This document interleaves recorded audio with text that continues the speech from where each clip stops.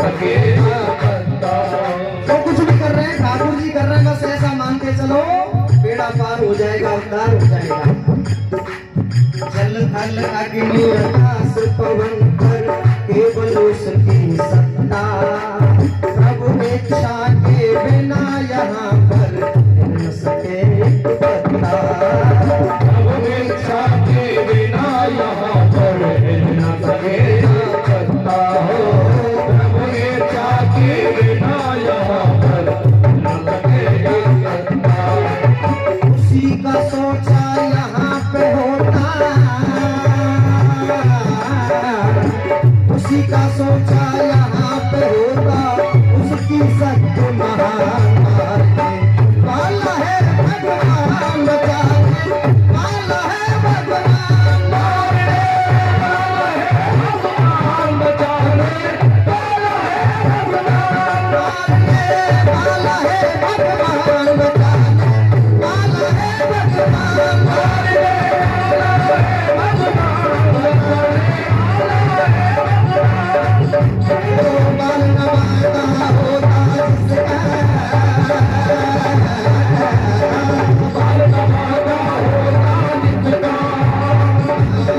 बाल नवाता होता जिसका, रक्षक कृपा निधान मारे, वाला है भगवान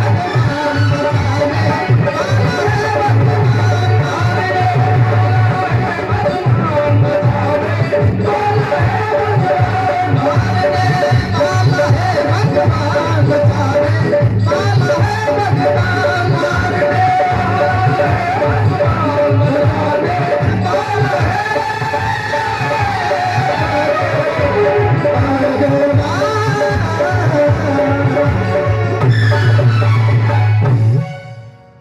बोलो कृष्ण कन्हैया लाल की जय हो, जय श्री राधे।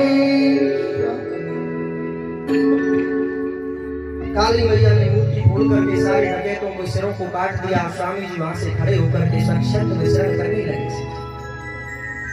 भले आदमी के साथ में अगर कोई अपराध करता है, बुरा कर्म करता है, तो वो देर अबेर भले ही हो जाए, लेकिन उसका परिणाम हमें भोगना पड़ता है। सज्जनों, एक सिंध सोबीर देश का राजा था जिसका नाम था रहुगण। और रहुगण पालकी में 4 मजदूर लगा करके कपिल आश्रम में जा रहा था ज्ञान प्राप्त करने के लिए। ध्यान से सुने, रहुगण नाम का राजा जो है पालकी में 4 मजदूर लगा करके कपिल आश्रम जा रहा था ज्ञान प्राप्त करने के लिए। तो रास्ते में अचानक से एक मजदूर उसका कमजोर पड़ गया, अथवा बीमार पड़ गया, अथवा थक गया। तो पालकी को चलाने के लिए एक मजदूर की आवश्यकता पड़ी। तो वो आदमी ढूंढने लगा। मजदूरों का जो जमादार था वो जंगल में आदमी ढूंढने लगा कि हमारे महाराज जी की पालकी के लिए कोई आदमी मिल जाए तो पालकी पहुंच जाए कपिल आश्रम तक। तो सज्जनों, आज उसे भी कोई नहीं मिला, और आज उसे भी हमारे स्वामी जी मिल गए। उसे भी स्वामी जी मिल गए। जड़ भरत महाराज जी चुपचाप बैठे बैठे भजन करते रहते हैं, किसी से बोलते हैं नहीं, पागलपन दिखाते रहते हैं। बचपन से स्वामी जी मिल गए। और स्वामी जी बचपन से मोटे ताजी थे, मोटे ताजी थे। स्वामी जी को देख करके मजदूरों का जो जमादार था वो अपने मन में सोचने लगा, भैया जाइए ले चलो, को मोटो ताजी चेहरा सारा पट्टा है, जाइए ले चलो, है ना। अपने मन में सोचने लगा, जा करके हाथ पकड़ लिया। स्वामी जी किसी का विरोध नहीं करते थे, बोलते नहीं थे किसी से, चुपचाप उसके साथ में लगे चले आए। तो आकर के पालकी में लग गए। इतने उच्च कोटि के विद्वान ब्राह्मण हैं। तो आज उस राजा रहुगण को, उस अहंकारी को बैल और भैंसाओं की तरह ढूंढ रही। अपने मन में सोच रहे हैं, भैया जड़ भरत, ये तेरा कोई पुराना संयोग है, पुराना भोग भाग है भाई, ये तुझे भोगना पड़ेगा। इस अहंकारी को ढो रहे। लेकिन अन्य मजदूरों से चलने की उनकी सेटिंग नहीं बनती है भाई। वो तो ट्रेंड भाई पहले से ही ट्रेनिंग ले रहा है, अब जो नई भर्ती हुई है ना, सेटिंग नहीं बनती। और रहुगण जो है पालकी में हिलने लगा। उसने गंभीर आवाज में कहा, ए मजदूरों, शांति से बैठ जाओ, पांडाल में शांति से बैठ जाओ, नहीं तो अभी यहाँ से मैं एक सर्प मेरे पास में बैठा हुआ है, इसको छोड़ दूंगा मैं। जल्दी बैठ जाओ, मजदूरों पालकी को जल्दी से सावधानी से चलाओ।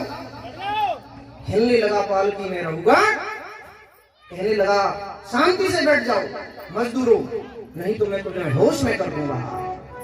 आहा, मजदूर कांप गए। महाराज जी हम तो ठीक ठाक चल रहे हैं, हम तो सही चल रहे हैं बिल्कुल, लेकिन अभी अभी हमने एक नई भर्ती कर ली है स्वामी जी, नई भर्ती करी है तो भाई महाराज जी से भाई जुगाड़ खराब कर रही है, भाई चलन ना दे रहे अच्छी तरह से।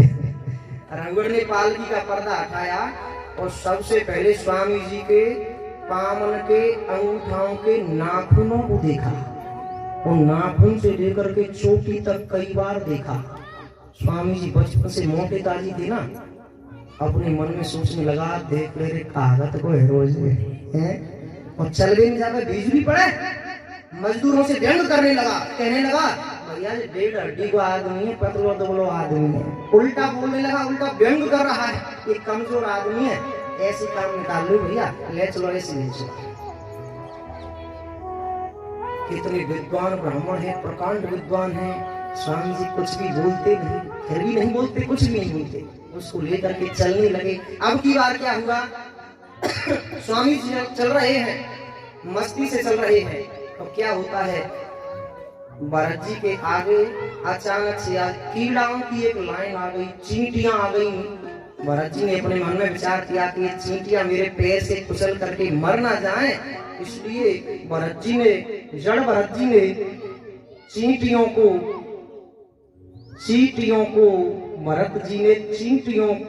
चीटिंग करते हुए देखा और घूम करके कहा कि बेटा चीटिंग मत करो। चींटियों को देखा और चींटियों को देख करके भरत जी ने छलांग लगा दी, उस चींटियों की लाइन को देख करके छलांग लगा दी, छलांग। अब एक बात ध्यान रखना, अब एक बात बताना, सही ईमानदारी से बात बताना, पालकी चलाए हुए वालों आदमी और छलांग लगाए हुए लग जाए तो वह पालकी की क्या हालत होगी। पालकी चलाने वाला आदमी और छलांग लगाए हुए लग जाए, पालकी में लग रही थी एक बल्ली, चेरेमा तिकोनी बल्ली लग रही, चेरेमा रघुवर के शीश के ऊपर ठीक सूत पे लग रही बिल्कुल, और जैसे ही छलांग लगाई स्वामी जी ने तो रघुवर का शीश उस बल्ली से फूट गया, और शीश फूटते ही क्रोध के मारे पागल हो गया। क्या तू जीते जी मर गया है क्या? मैं तुझे होश में कर दूंगा, मैं तुझे ठिकाने लगा दूंगा, जैसे यमराज पापियों को दंड देता है मैं तुझे दंड दूंगा, मैं तुझे नाम निशान मिटा दूंगा।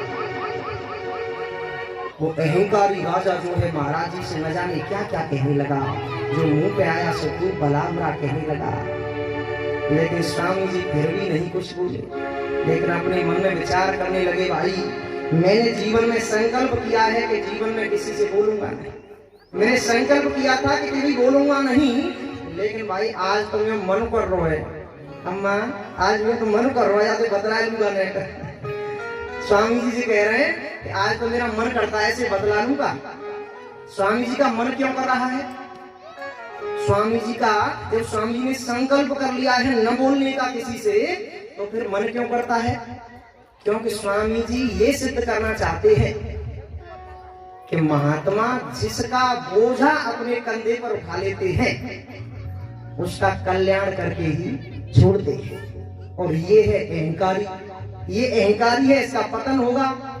और मैंने जिसे अपने कंधे पे उठा लिया तो जमाना ये कहेगा कि एक महात्मा ने, एक संत ने इस अहंकारी को अपने कंधे पे उठा लिया, फिर भी इसका पतन कैसे हो गया? तो स्वामी जी माफ नहीं, ठाकुर जी माफ नहीं करेंगे, इसलिए इसका रास्ता उजागर करने के लिए मेरा मन करता है, मैं इसका उद्धार करने के लिए इससे बात करूंगा। स्वामी जी ये कहना चाहते हैं, बोल करके बात करके ये कहना चाहते हैं कि संत जिसका बोझा अपने कंधे पे उठा लेते हैं उसका उद्धार करके छोड़ते हैं, और उद्धार करने के लिए उसके लिए उपदेश करते हैं जिससे वो अच्छी बातों पर चलने लग जाए। इसलिए स्वामी जी उसका उद्धार करने के लिए आज बात करने का मन करते हैं।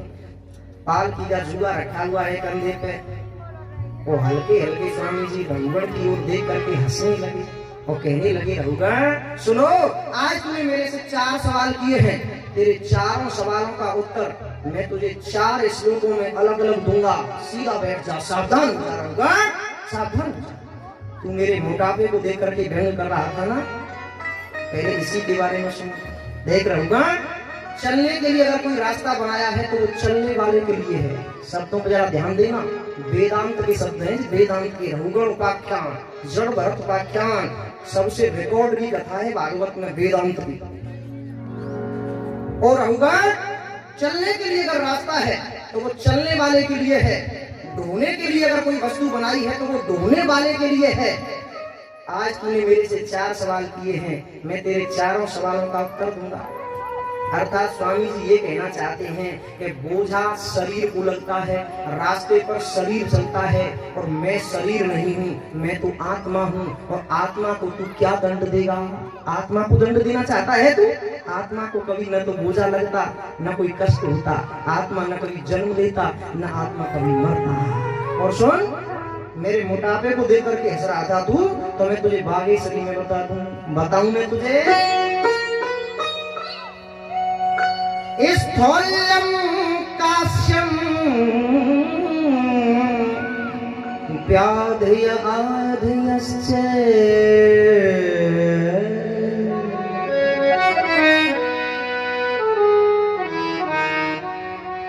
शूद्रं भयं कलिरेच्छा जरा च निद्रा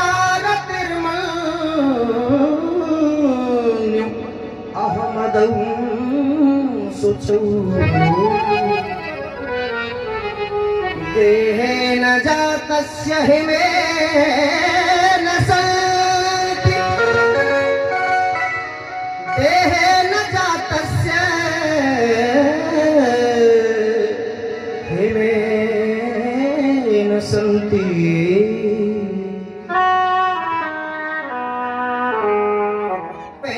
को बोल करके कहते हैं, और रघुवर मैं तेरे पहले सवाल का उत्तर देता हूँ, सुन ध्यान से।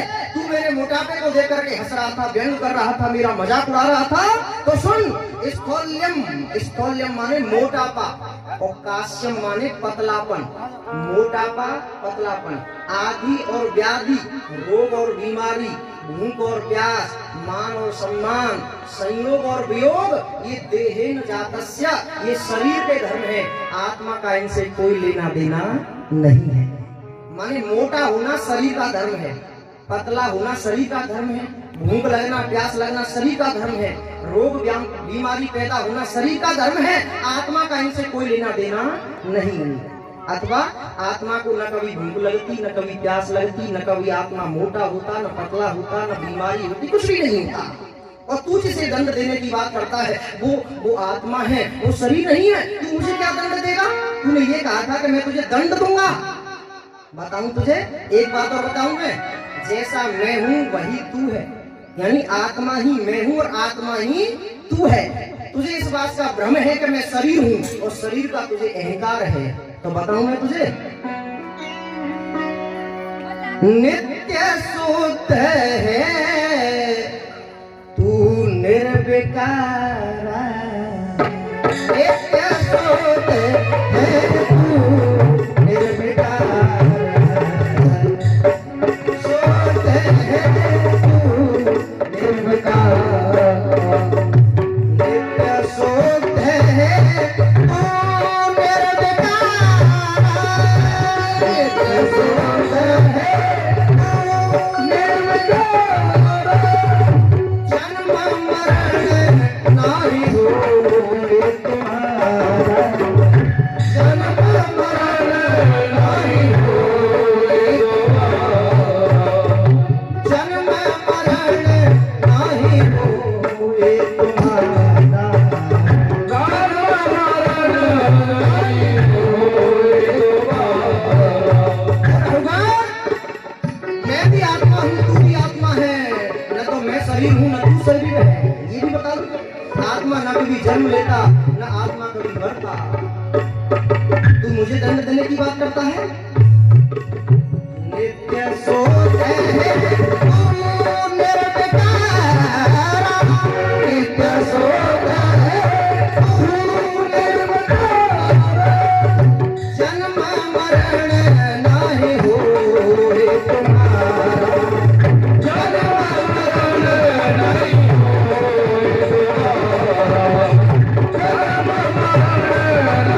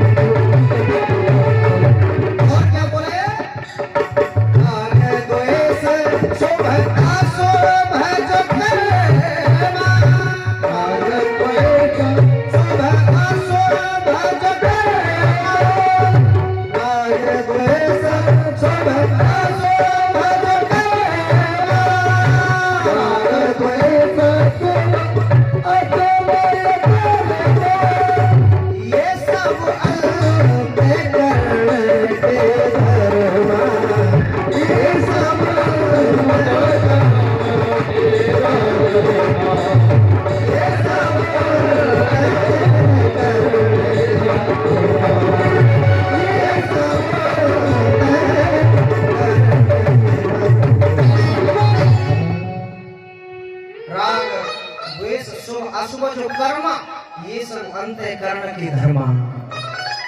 और अगर बात वेदांत की करता है लेकिन कुछ भी नहीं जानता। सुन, एक और बात बताऊं, तू मेरे से दूसरा प्रश्न ये कर रहा था कि मैं तुझे होश में कर दूंगा, तो मुझे होश में करेगा तू? विशेष बुद्धि विवरणम मनाक्षय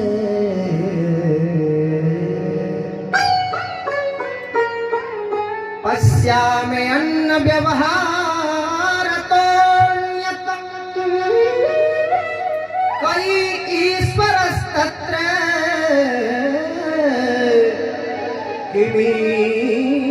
किमीशितव्यम् तथापि राजन् कर्माणि किन्ते तथापि राजन् कर्माणि किन्ते।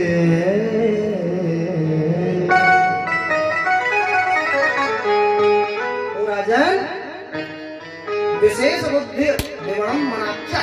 दूसरे प्रश्न का उत्तर देता हूँ। तूने भी दूसरा प्रश्न मेरे से ये कहा था कि मैं तुझे होश में कर दूंगा, तो सुन, विशेष बुद्धि। विशेष बुद्धि माने, विशेष बुद्धि कहते हैं व्युत्थान अवस्था को। व्युत्थान अवस्था, व्युत्थान अवस्था माने क्या है? अभी किसी की समझ में नहीं आया व्युत्थान अवस्था माने क्या है? व्युत्थान अवस्था माने क्या है, इसे समझे। व्युत्थान अवस्था माने व्यवहार का, उसको सरल करते हैं, वेदांत की भाषा है लेकिन सरल करने का प्रयास करूंगा।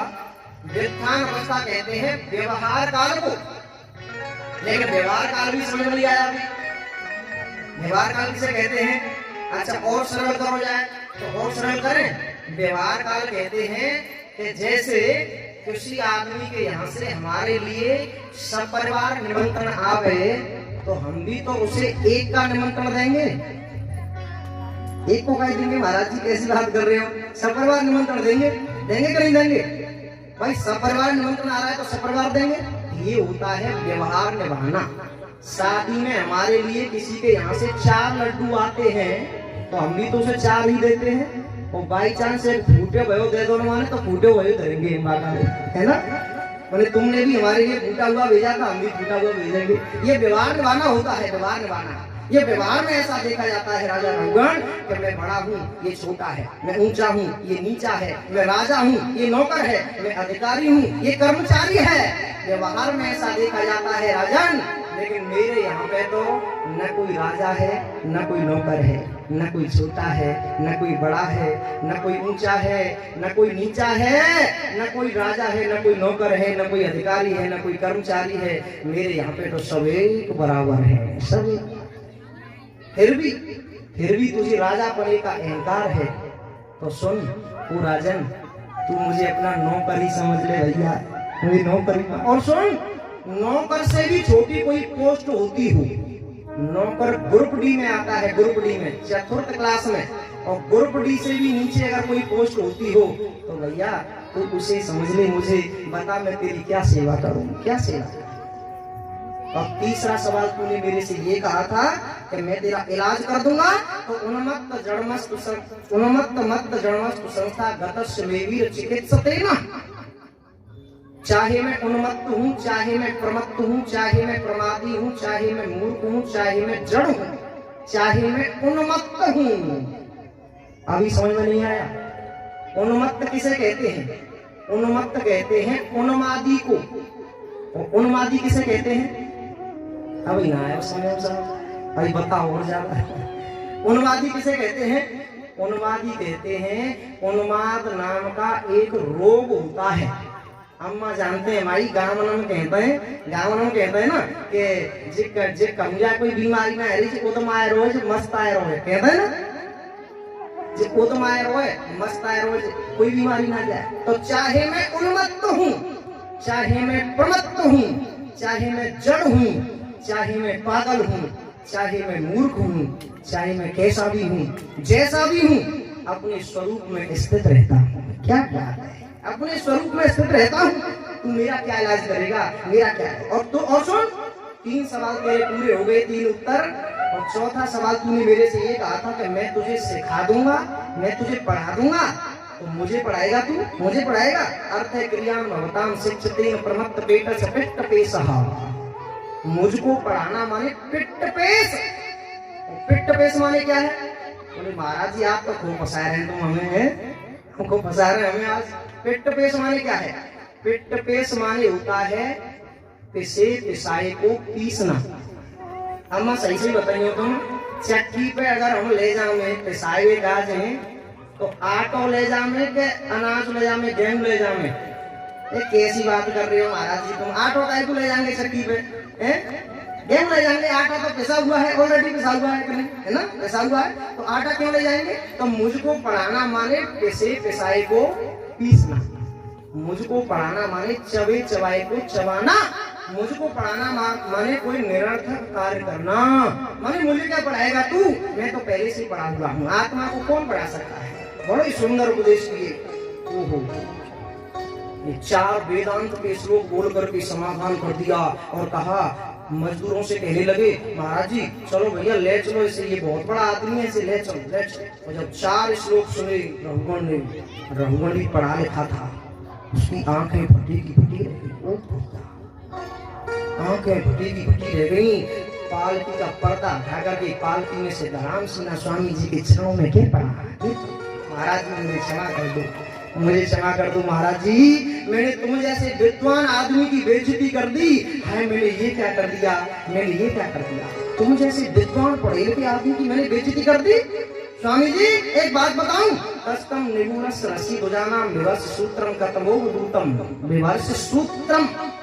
आप जनेऊ धारण किए हुए महाराज जी, कहीं आप कोई ब्राह्मण तो नहीं हो? आहा मैंने ये क्या कर लिया, मैंने ये क्या कर दिया, मैंने तुम्हारा अपमान कर दिया। और सुनो स्वामी जी, मैं इस दुनिया में किसी से नहीं डरता, ना हम विशंके सुरराज वज्रा नेत्र शूला नेमस्य दंडा नन अग्नि अर्क सोमु अनल पित्र पास्तास के ब्रसम ब्रह्म कुल अपमानात्।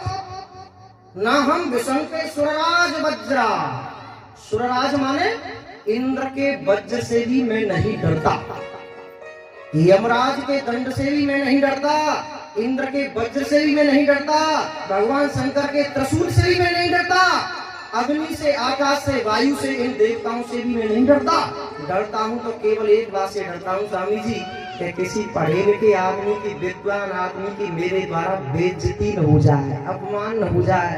मुझे इस बात का डर लगता है स्वामी जी, मैंने ये क्या कर दिया, आपका व्यंग उड़ा करके आपकी बेइज्जती कर दी मैंने, मुझे क्षमा कर दो महाराज जी, मुझे क्षमा कर दो, क्षमा। रघुगण से कहा जड़ भरत जी ने, ओ रघुगण तू आज अहंकार में आकर के ऐसी बात कर गया है।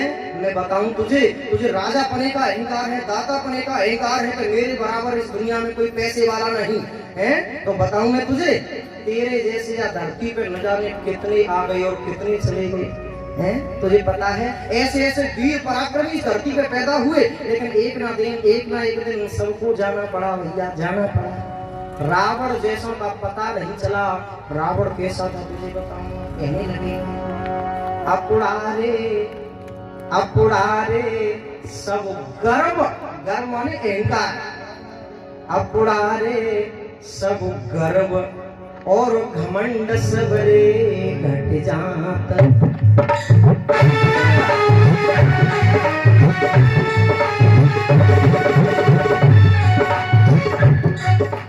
अपुड़ारे सब गर्व और घमंड सबरे घट जाता।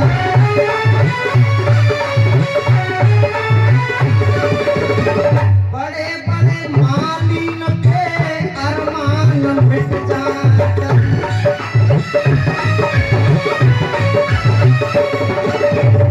बड़े बड़े मालिन के अरमान मिट जाते।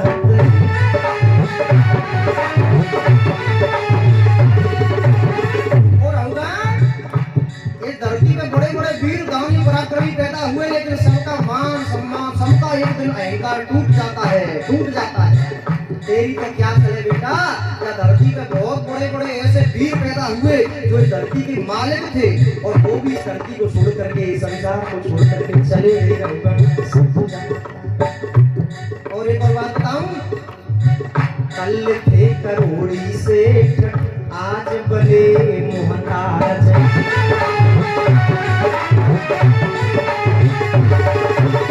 सबके जीवन में सुख और दुख आते हैं, एक जैसा समय किसी का नहीं रहता रहूंगा। कल थे करोड़ी सेठ आज बने मोहताज।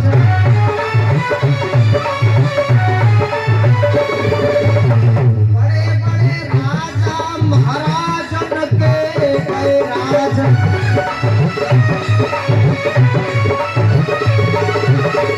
बड़े बड़े राजा महाराजन के गए राज।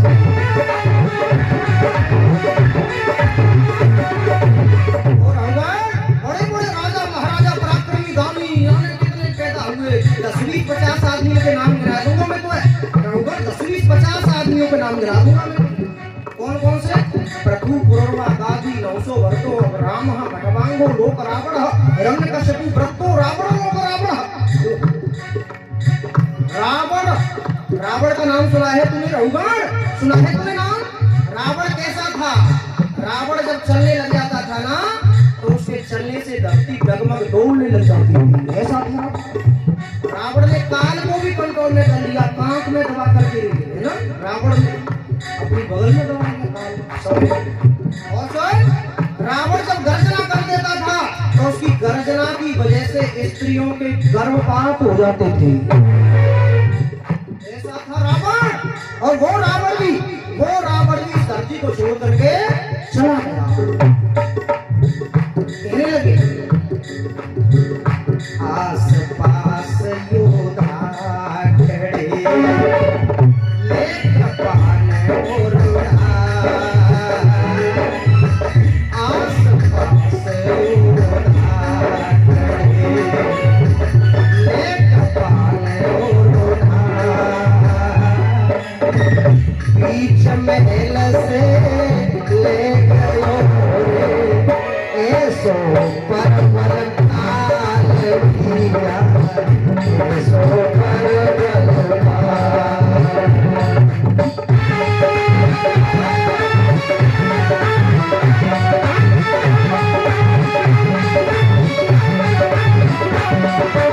परवल कितनी भी घोर खड़ी कर लेना, जब तेरा अंतिम समय आएगा ना तो भले कांच के महल बनवा लेना, शीशा का कमरा, शीशे के कमरे में बंद हो जाना है, लेकिन फिर भी वो काल तुझे नहीं छोड़ेगा। जब वो तेरा समय आएगा वो नहीं छोड़ेगा। आस पास योद्धा खड़े ले कृपान और आस पास योद्धा खड़े ले कृपान और बीच महल से ले गया रे ऐसा परवल का। बीच महल से ले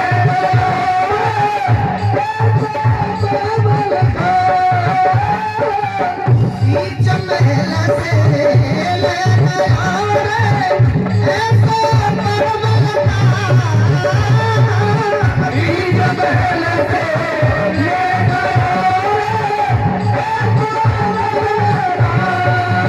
और क्या बात बताऊं बेटा, सवरे स्रोत भूल जाएंगे तो याद चिंता होता है। एक और बात बताऊं, नौबत बाज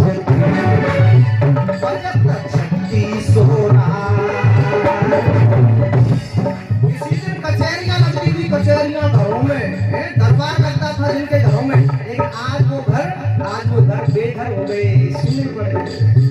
जिन घर नौबत बाज की बजत छत्ती सोना घर खाली पड़े देखन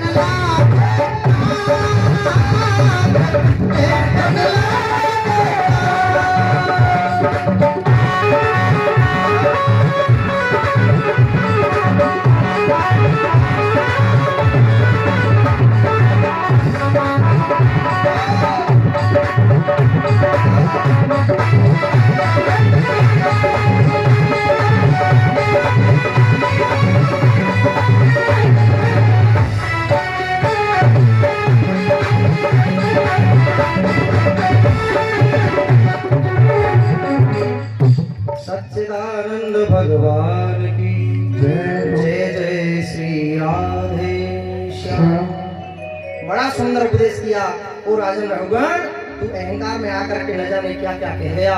तेरे जैसे अनेकों प्रतापी, अनेकों जो है वीर पराक्रमी धरती पे पैदा हुए और वो भी तो चले गए राजन, वो भी तो चले गए।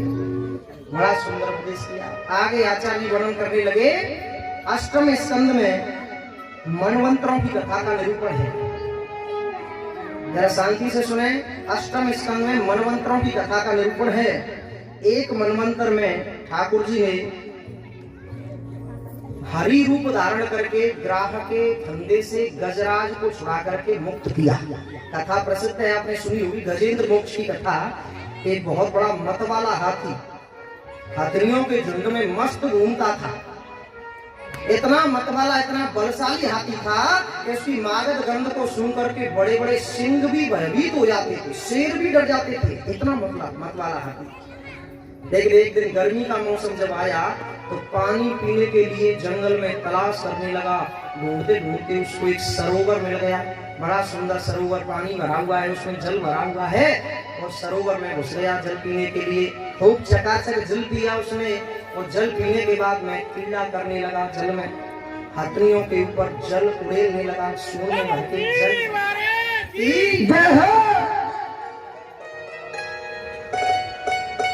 जल उड़ेलने लगा। इतना मस्त होकर के नहाया कि पूरा सरोवर उसने गंदा कर दिया। इस बात पे सरोवर का जो मगर था ना, मगर, वो क्रुद्ध हो गया, नाराज हो गया, दौड़ करके आया, हाथी का पैर पकड़ लिया। हाथी ने समझा कि कोई जलचर जीव छोटा सा नन्हा सा मुझे पकड़ना चाहता है। अहंकार था ना उसे विशाल देह का, मुझे पकड़ना चाहता है। लेकिन जब छुड़ाने लगा तो मगर भी बड़ा बलशाली निकला। समझ गया कि छोटा सा नहीं है, छोटा जीव नहीं है। लेकिन हाथी जब उसे खींच करके लाया तो मगर समेत हाथी बाहर उसे खींच लाया, मगर को किनारे पे ले आया। लेकिन मगर भी इतना बलशाली था कि हाथी को किनारे से जल के भीतर ले गया। दोनों के बीच में खींचातानी प्रारंभ हो गई। लेकिन हाथी का बल घटता गया और मगर का बल बढ़ता गया, क्योंकि जल का राजा था मगर। अब तो हाथी ने समझ लिया कि ये बड़ा बलशाली है, इसमें विजय पाना बड़ा ही मुश्किल है, बड़ा ही कठिन है। अब तो हाथी जो है हथनियों की ओर देखने लगा कि देवियों तुम मेरी कोई रक्षा कर दो, थोड़ी सहायता कर दो, मेरी सहायता करो। तो हथनियों ने क्या किया कि सूंड में सूंड बांध करके अपने पति देव को खींचना प्रारंभ कर दिया और मगर समेत अपने पति को बाहर ले आई। लेकिन भैया मगर भी इतना बलशाली निकला कि सारी हथनियों के साथ में हाथी को दोबारा से भीतर खींच ले गया, खींच ले। अब तो हाथी ने समझ लिया कि इस पे विजय पाना असंभव है। काफी लंबा समय बीत गया इस युद्ध को, दोनों के बीच में युद्ध होने लगा। कभी हाथी बाहर तो कभी मगर भीतर, कभी मगर बाहर तो कभी हाथी बाहर, ऐसे करके युद्ध होने लगा। अब तो हथनियां जो हैं काफी लंबे समय के बाद इंतजार करते करते थक गईं और वो पीछे लौटने लगी, मानी जंगल को लौटने लगी, एक एक करके लौटने लगी। अब तो हाथी चिंघाड़ने लगा, देवियों तुम कहाँ जा रही हो, मुझे छोड़ करके कहाँ जा रही हो। हथनियों ने कहा पतिदेव अब हम कब तक बैठी रहे यहाँ तक, यहाँ पे तुम्हारे लिए, तुम्हारे इंतजार में कब तक बैठी रहे। आखिरकार पूरा परिवार भूखा बैठा हुआ है, कब तक बैठे रहे। तुम तो कभी बाहर कभी भीतर, कभी बाहर कभी भीतर, अब कब तक देखती रहे तुम। एक काम ये कर लो के तो भीतर ही चले जाओ, के बाहर ही निकल जाओ, अब कब तक बैठे रहने। हथनियों ने ऐसा कहा और हथनियां एक एक करके सब वापस लौट गई। अब तो हाथी जो है चिंघाड़ने लगा, कितना बड़ा परिवार था मेरा, कितना बड़ा अहंकार था मुझे इस परिवार पे कि मेरा कितना बड़ा परिवार है। लेकिन जब विपत्ति आई तो सबने साथ छोड़ दिया, सबने साथ। प्रीतम जान लियो जग माही, अपने दुख से ही जग मांदो, कोई काऊ को नाही, कोई काऊ।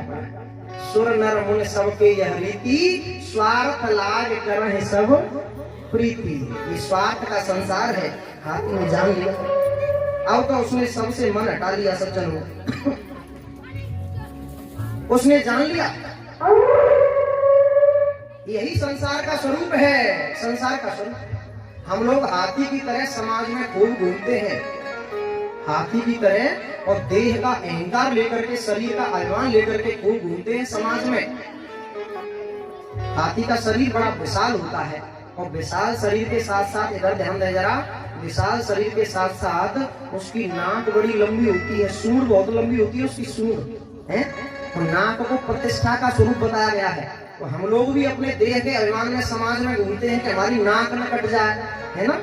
लेकिन हमारा अहंकार रूपी बल कब टूटता है? जब मगर पैर पकड़ता है। मगर पैर पकड़ने का मतलब बुढ़ापे में सबसे पहले घुटनों से ही दर्द चालू होता है। बुढ़ापा घुटनों पे आता है सबसे पहले। मगर पैर पकड़ने का मतलब क्या है कि बुढ़ापे ने पैर पकड़ लिया। जवानी के जोश में हम किसी को देखते नहीं, गिनते अपने सामने नहीं है, अहंकार में घूमते रहते हैं। लेकिन हमारा अभिमान रूपी बल कब टूटता है? जब बुढ़ापा रूपी मगर हमारे पैर को पकड़ लेता है, हमारे घुटनों में दर्द होना प्रारंभ हो जाता है। तब हमारी समझ में थोड़ा थोड़ा आता है कि हम अपने जीवन को वैसे ही बिताते जा रहे हैं, बिताते जा रहे हैं। उसी प्रकार से हथनियों, अच्छा परिवार वाले भी खूब सहायता करते हैं। जैसे हथनियों ने खूब सहायता करी, उसकी खूब प्रयास किया बेचारियों ने निकालने का, ऐसे हमारे परिवार वाले भी हमें खूब दिखाते हैं, इलाज कराते हैं जब बीमार पड़ जाते हैं, है ना।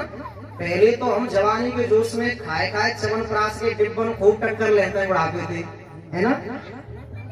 लेकिन कब तक टक्कर लोगे इस बुढ़ापे से? हथनियों ने खूब सेवा की। ऐसे परिवार वाले हमें खूब इलाज कराते हैं, हमारा बढ़िया डॉक्टरों पे इलाज कराते हैं। लेकिन डॉक्टर साहब अगर ये कह देते हैं, डॉक्टर साहब अगर ये कह देते हैं कि भैया ये बुढ़ापे का शरीर है, अब इससे ज्यादा कुछ नहीं हो पाएगा, अब तुम एक काम करो कि इसको घर को ले जाओ, अब तो जितनी सेवा बने उतनी सेवा कर लो, बस शांति से सुना जाता, हलचल ना मचाएं, इन बच्चों को बैठा दें। डॉक्टर साहब जब ये कह देते हैं कि बुढ़ापे का शरीर है, इनको घर ले जाओ, सेवा कर लो, तो फिर हमारे घर वाले, हमारे परिवार वाले हमें एक कोने पे, चारपाई पे डाल देते हैं, कोने में डाल देते हैं। फिर न तो हमसे कोई बात करना पसंद करता, न फिर हमारे पास में कोई बैठना पसंद करता, हमसे कोई बात भी नहीं करता। और बाई चांस 4-6 महीना चारपाई में पड़े पड़े बीत गए, तो 6 महीना में घर वाले इतने परेशान है जानते हैं, फिर से कहता है कि भाई ये भगवान, भाई जाते तो जरा की मट्टी समेट ले भाई, तब हम पे ना दे। ऐसे ही हथनियों ने कहा कि महाराज जी कहे तो बाहर ही निकल जाओ, तो फिर भीतर ही चले जाओ। ऐसी हमारी पत्नी ये कह देती है कि महाराज जी हे भगवान, भाई जरा की मट्टी समेट ले, हम पे ना दे, तो यार वो है दुखी हो जाते, परेशान हो जाते हैं। अपने परिवार वाले हमसे परेशान हो जाते हैं, कोने में डाल देते हैं, चारपाई पे पड़ा रहे कोने में, हमसे बात भी नहीं करते। और 6 महीने अगर चारपाई में पड़े पड़े हो गए तो ये कह देते हैं क्या वो तो तुम चले जाओ, जाते अच्छो तो जी रहे हो, चले जाओ, है ना। दुखी हो जाते हैं। ये संसार का स्वरूप है। हाथी ने जान लिया ये संसार स्वार्थी है, अब तो उसने सबसे मन हटा करके केवल कन्हैया से मन लगा दिया, माधव से मन लगा लिया। सरोवर में खड़ा है, उसने एक कमल दल तोड़ करके ठाकुर जी को मनाना प्रारंभ कर दिया। ओम नमो भगवते तस्मै यत यत एत चिदात्मकम् पुरुषाय देवी परेशाया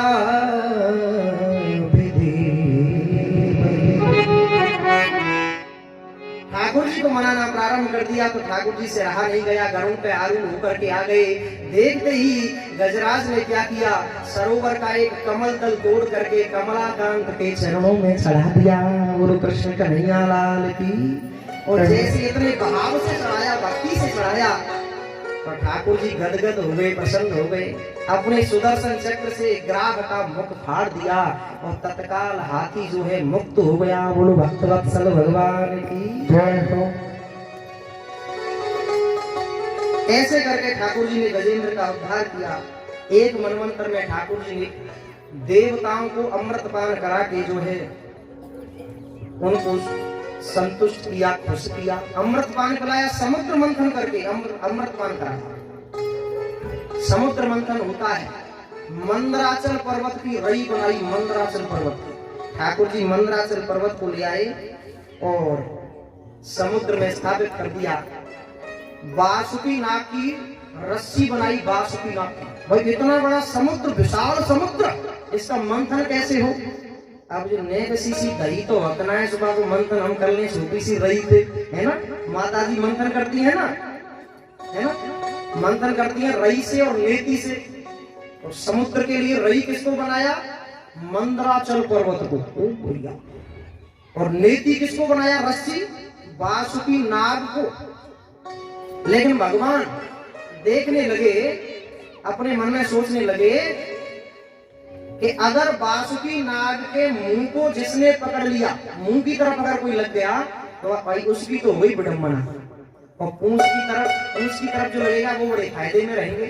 तो आज ठाकुर जी ने जानबूझ करके कहा, देवताओं से कहा, देवताओं सुनो, देखो तुम उत्तम कुल में, ब्रह्मनिष्ठ कुल में, परिवार में जन्म लिए हो, इसलिए मुंह की तरफ तुम ही लगना। और दैत्यों से कहा, जाओ भाई दैत्यो, जाओ तुम जाके पूंछ पकड़ लो। माने उल्टा बोले ठाकुर जी। ठाकुर जी ने इस ढंग से कहा कि दैत्य बिगड़ गए। देखो साहब, हम कोई गिरे खानदान के नायक, समुद्र मंथन हो गए या न हो गए, हम लगेंगे तो मुंह की तरफ लगेंगे, हम पूंछ की तरफ लगने वालों से नहीं है। ठाकुर जी इस बात को जानते हैं कि ये उल्टी खोपड़ी के हैं। संसार में ऐसे भी लोग होते हैं जो उल्टी खोपड़ी के होते हैं। एक बार की बात, एक पंडित जी थे और उनकी पंडितानी जी का यही हाल था। पंडित जी उल्टा बोलते, पंडित जी जो कुछ कहते हैं पंडितानी जी को उल्टा चलना है, उल्टा चलती है। पंडित जी ने मन में विचार किया कि रोज रोज का झंझट कौन करे। पंडित जी ने अपनी भाषा ही बदल दी, भाषा ही को उल्टे कर दिया। पंडित जी उल्टा बोलते हैं, सीधा काम अपने आप होता चल रहा है। अब घर में 4 आदमी आ रहे हो, 4 मेहमान आ रहे हो, तो भोजन तो देवी जी को ही बनाना पड़ेगा, पंडितानी को बनाना पड़ेगा।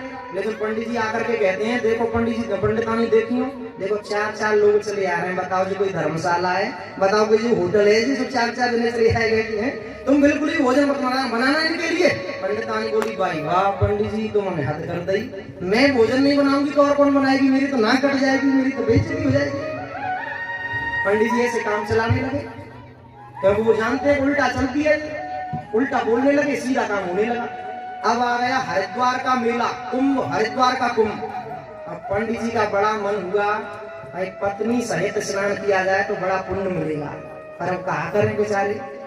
डरते डरते आए पंडितानी जी के पास में, बोले देवी जी सुन रही हो, कुंभ का मेला है, लेकिन हमें नहीं जाना है, दुनिया भर के धक्का मुक्की होते हैं, वहाँ पे बड़ी परेशानी होती है, 2 बाल्टी नहीं क्या ज्यादा डाल लेंगे, सो ये वो कुंभ को मेला। पंडितानी जी बोली, भाई वाह महाराज जी, 12 वर्ष के पीछे तो कुंभ लगा है, और मैं नहीं जाऊंगी तो और कौन जाएगा, तुम नहाते रहो यहाँ 2 बाल्टी ज्यादा से, मैं तो जाऊंगी।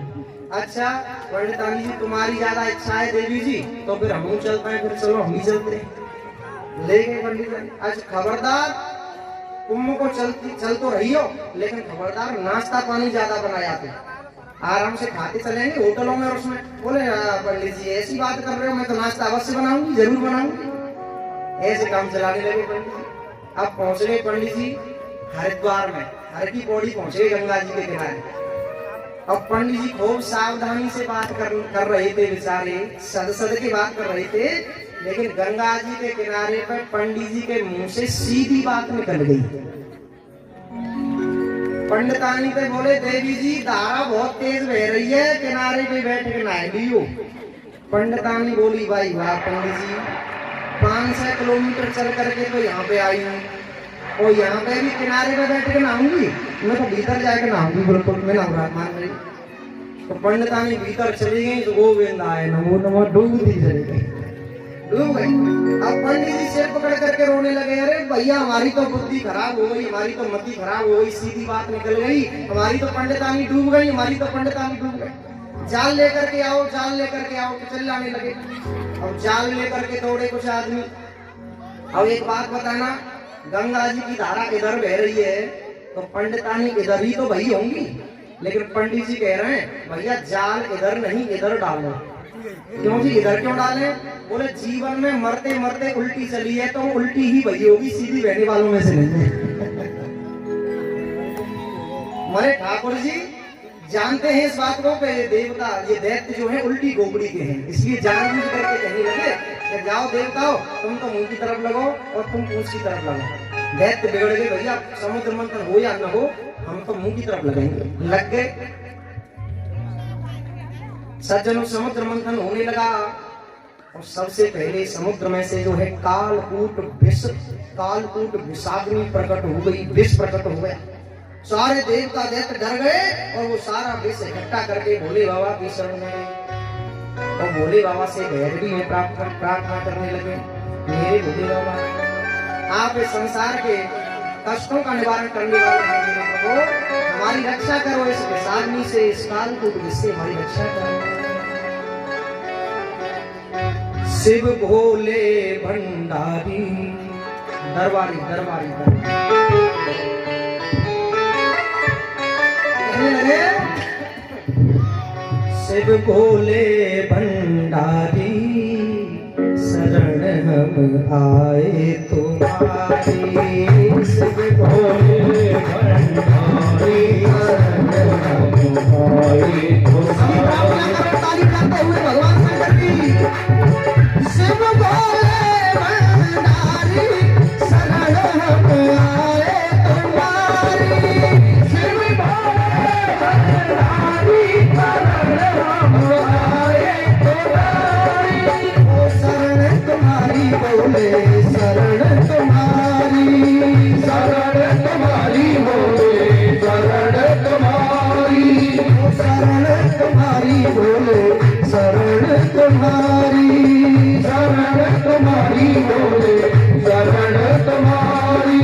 ओ रखिया लाज हमारी, ओ रखिया लाज हमारी, शरण हम आए तुम्हारी। शिव भोले भंडारी शरण हम आए तुम्हारी। शिव भोले भंडारी शरण हम आए तुम्हारी। शिव भोले भंडारी शरण हम आए तुम्हारी।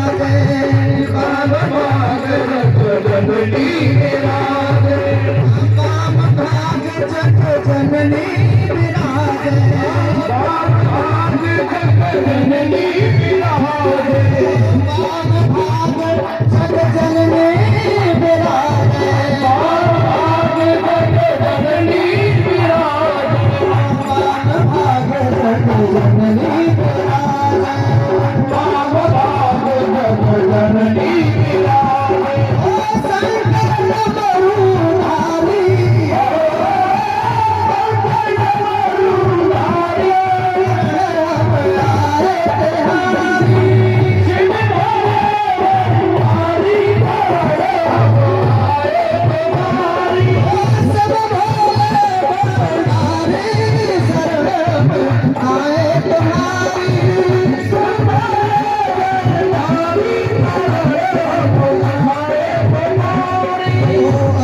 चंद्रमा मस्तक सो है अर्ध चंद्रमा मस्तक सो है अर्ध चंद्रमा मस्तक सो है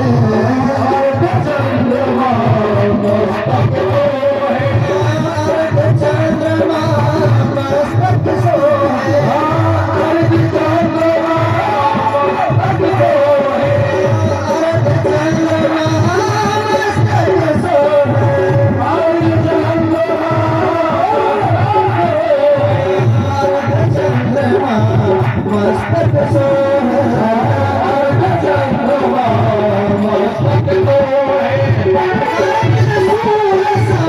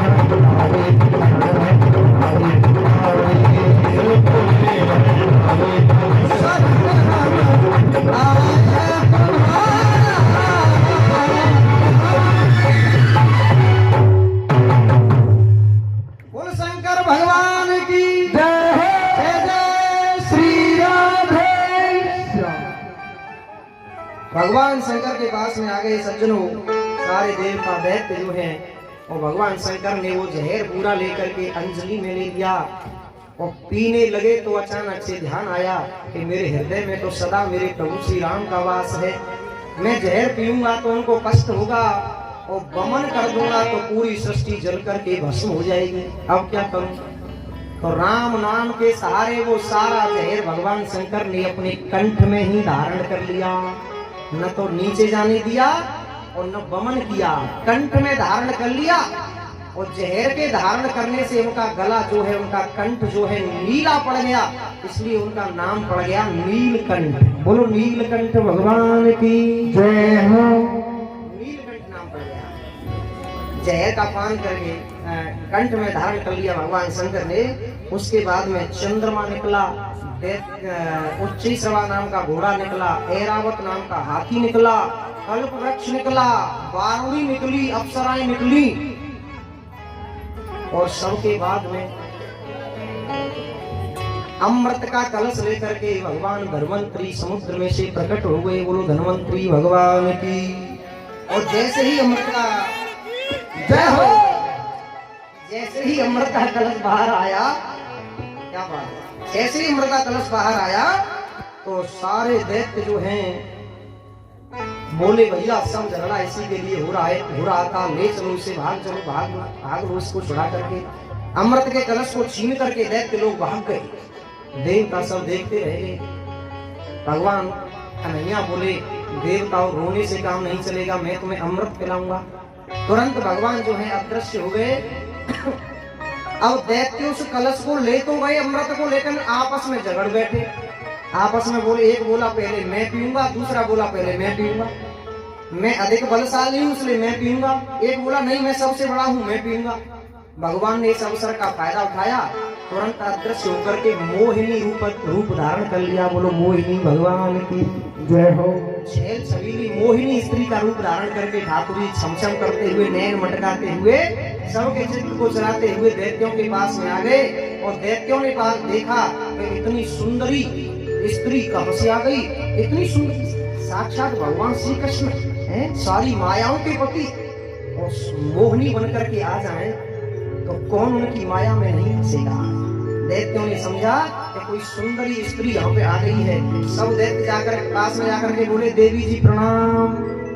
भगवान बोले प्रणाम भाई, प्रणाम भैया प्रणाम, खुश रहो। देवी जी आप यहाँ पे अकेली कहाँ घूम रही हो,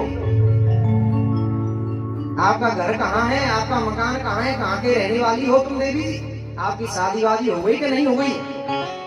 भगवान मुस्कुरा करके बोले भाई मेरी जन्म पत्री पूछने वाले पहले आप तो बताओ, आप तो अपना परिचय दो, आप कौन हो।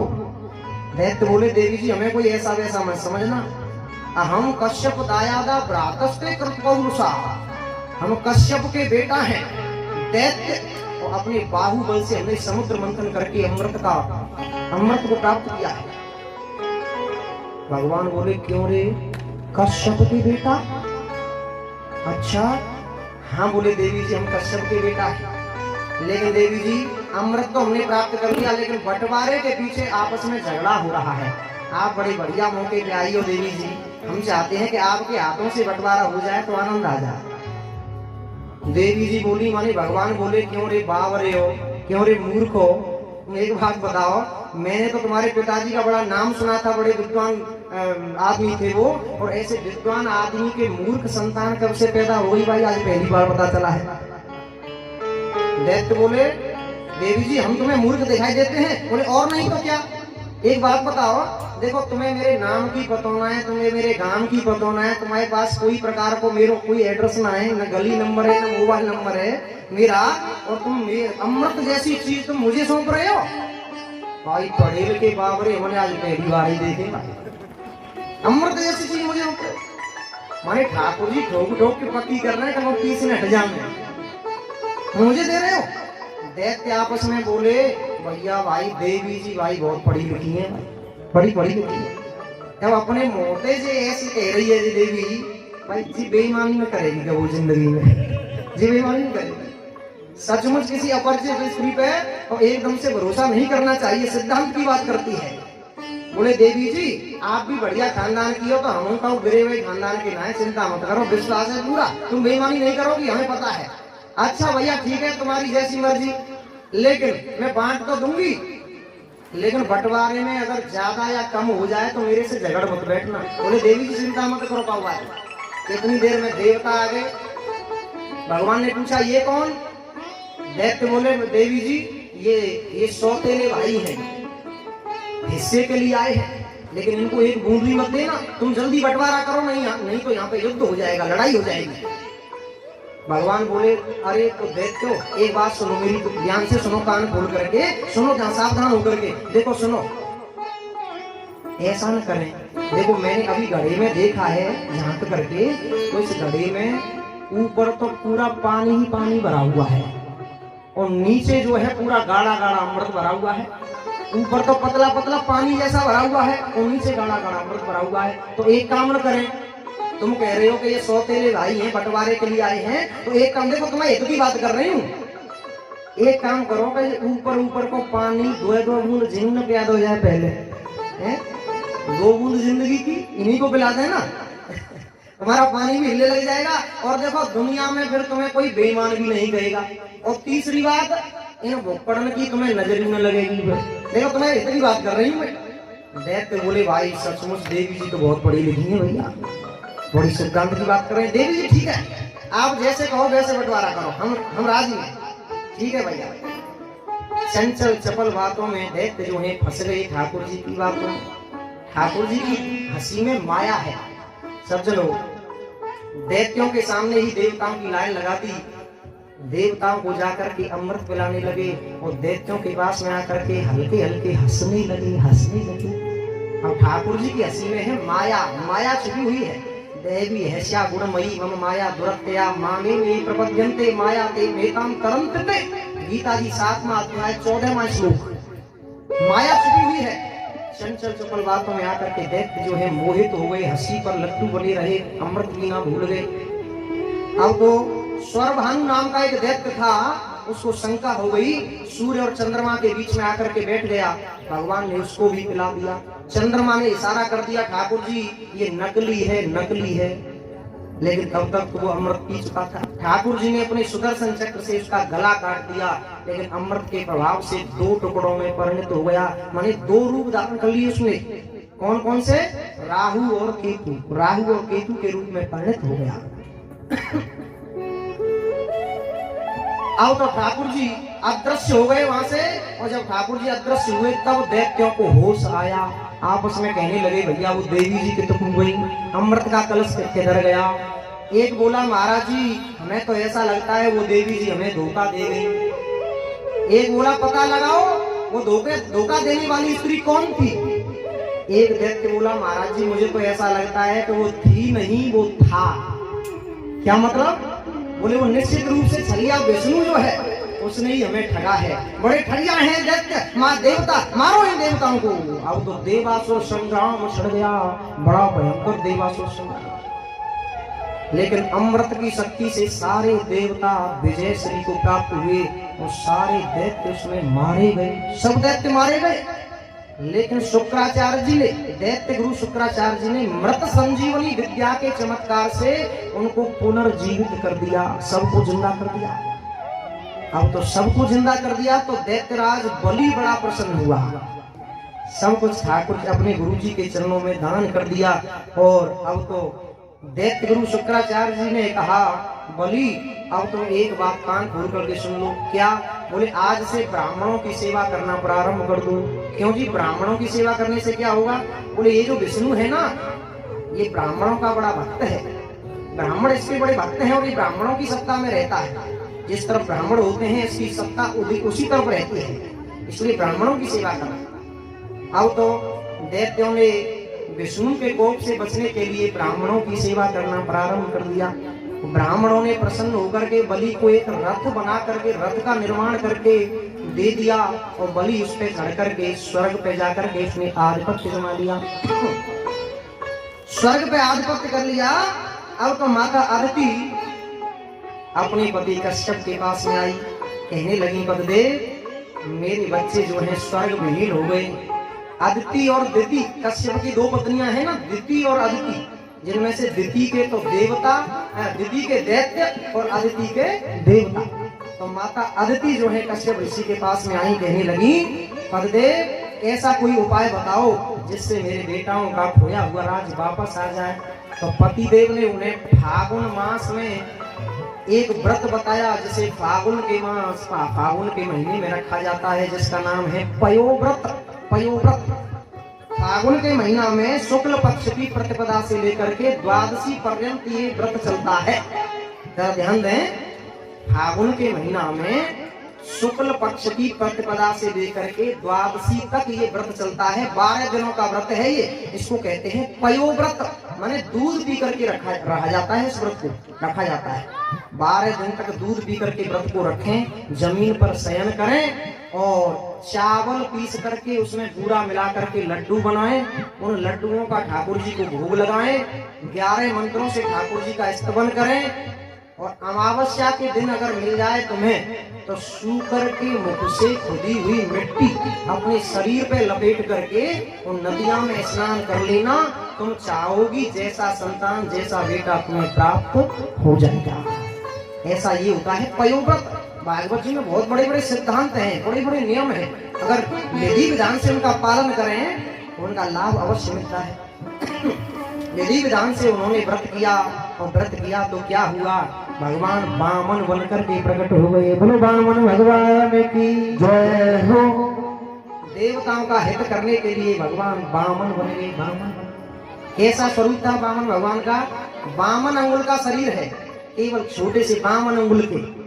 देवताओं का हित करने के लिए मेरे ठाकुर जी आज स्वयं परब्रह्म परमात्मा वामन अंगुल के बनकर के वामन बटुक बन गए।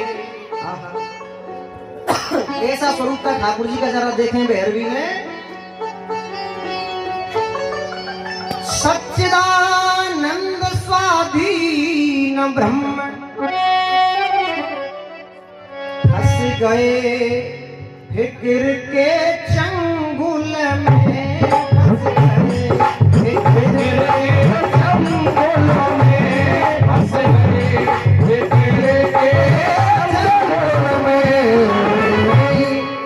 रह गए समाकर विश्वनाथ, रह गए समाकर विश्वनाथ, केवल वामन ही अंगुल में, केवल वामन ही अंगुल में, केवल वामन ही अंगुल में।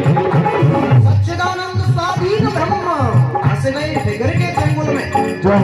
देवताओं का हित करने के लिए, उनकी फिक्र को दूर करने के लिए आज भगवान स्वयं साक्षात परमात्मा वामन अंगुल के बनकर के ब्राह्मण के यहाँ पे जन्म लिया। और कैसा स्वरूप था ठाकुर जी का, जरा देखें। तन पे पीतांबर भी न रहा, तन पे पीतांबर भी न रहा, छोटा सा पीला कंबल है, छोटा सा पीला कंबल है, छोटा सा पीला कंबल है। वह शंख नहीं और चक्र नहीं, वह शंख नहीं और चक्र नहीं, हाथों में कमंडल है, हाथों में कमंडल, हाथों में कमंडल। शंख चक्र गदा पद्म सबको त्याग दिया देवताओं के लिए, ठाकुर जी ने सबको त्याग दिया। केवल एक हाथ में डंडा, एक हाथ में कमंडल लेकर के ठाकुर जी वामन बन गए, वामन बन गए। और कैसा स्वरूप था यहाँ देखें। जलती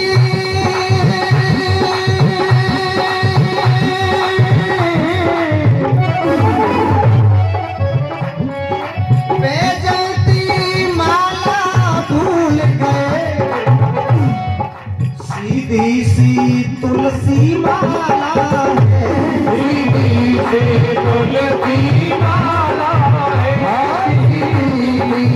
तुलसी माला है।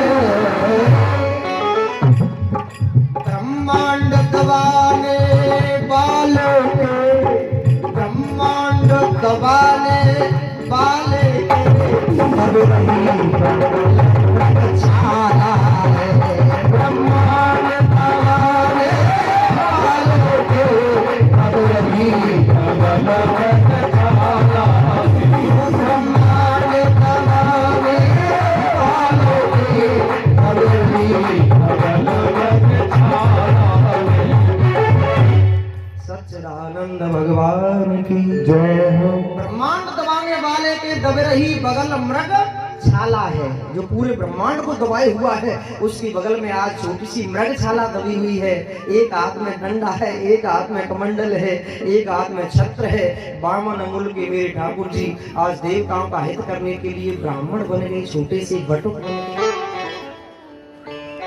और ब्राह्मण के बच्चे का जब जन्म होता है तो उसको जाति कर्म संस्कार कराए जाते हैं हर बच्चे के। लेकिन जब वो बड़ा होता है, जब उसका यज्ञोपवीत संस्कार होता है, ब्राह्मण के बच्चे का सबसे श्रेष्ठ संस्कार होता है यज्ञोपवीत संस्कार। यज्ञोपवीत संस्कार जब ब्राह्मण के बच्चे का होता है तो उसको ब्रह्मचारी बनाया जाता है, माने उसको लंगोटी पहना करके सबसे भिक्षा मंगवाई जाती है।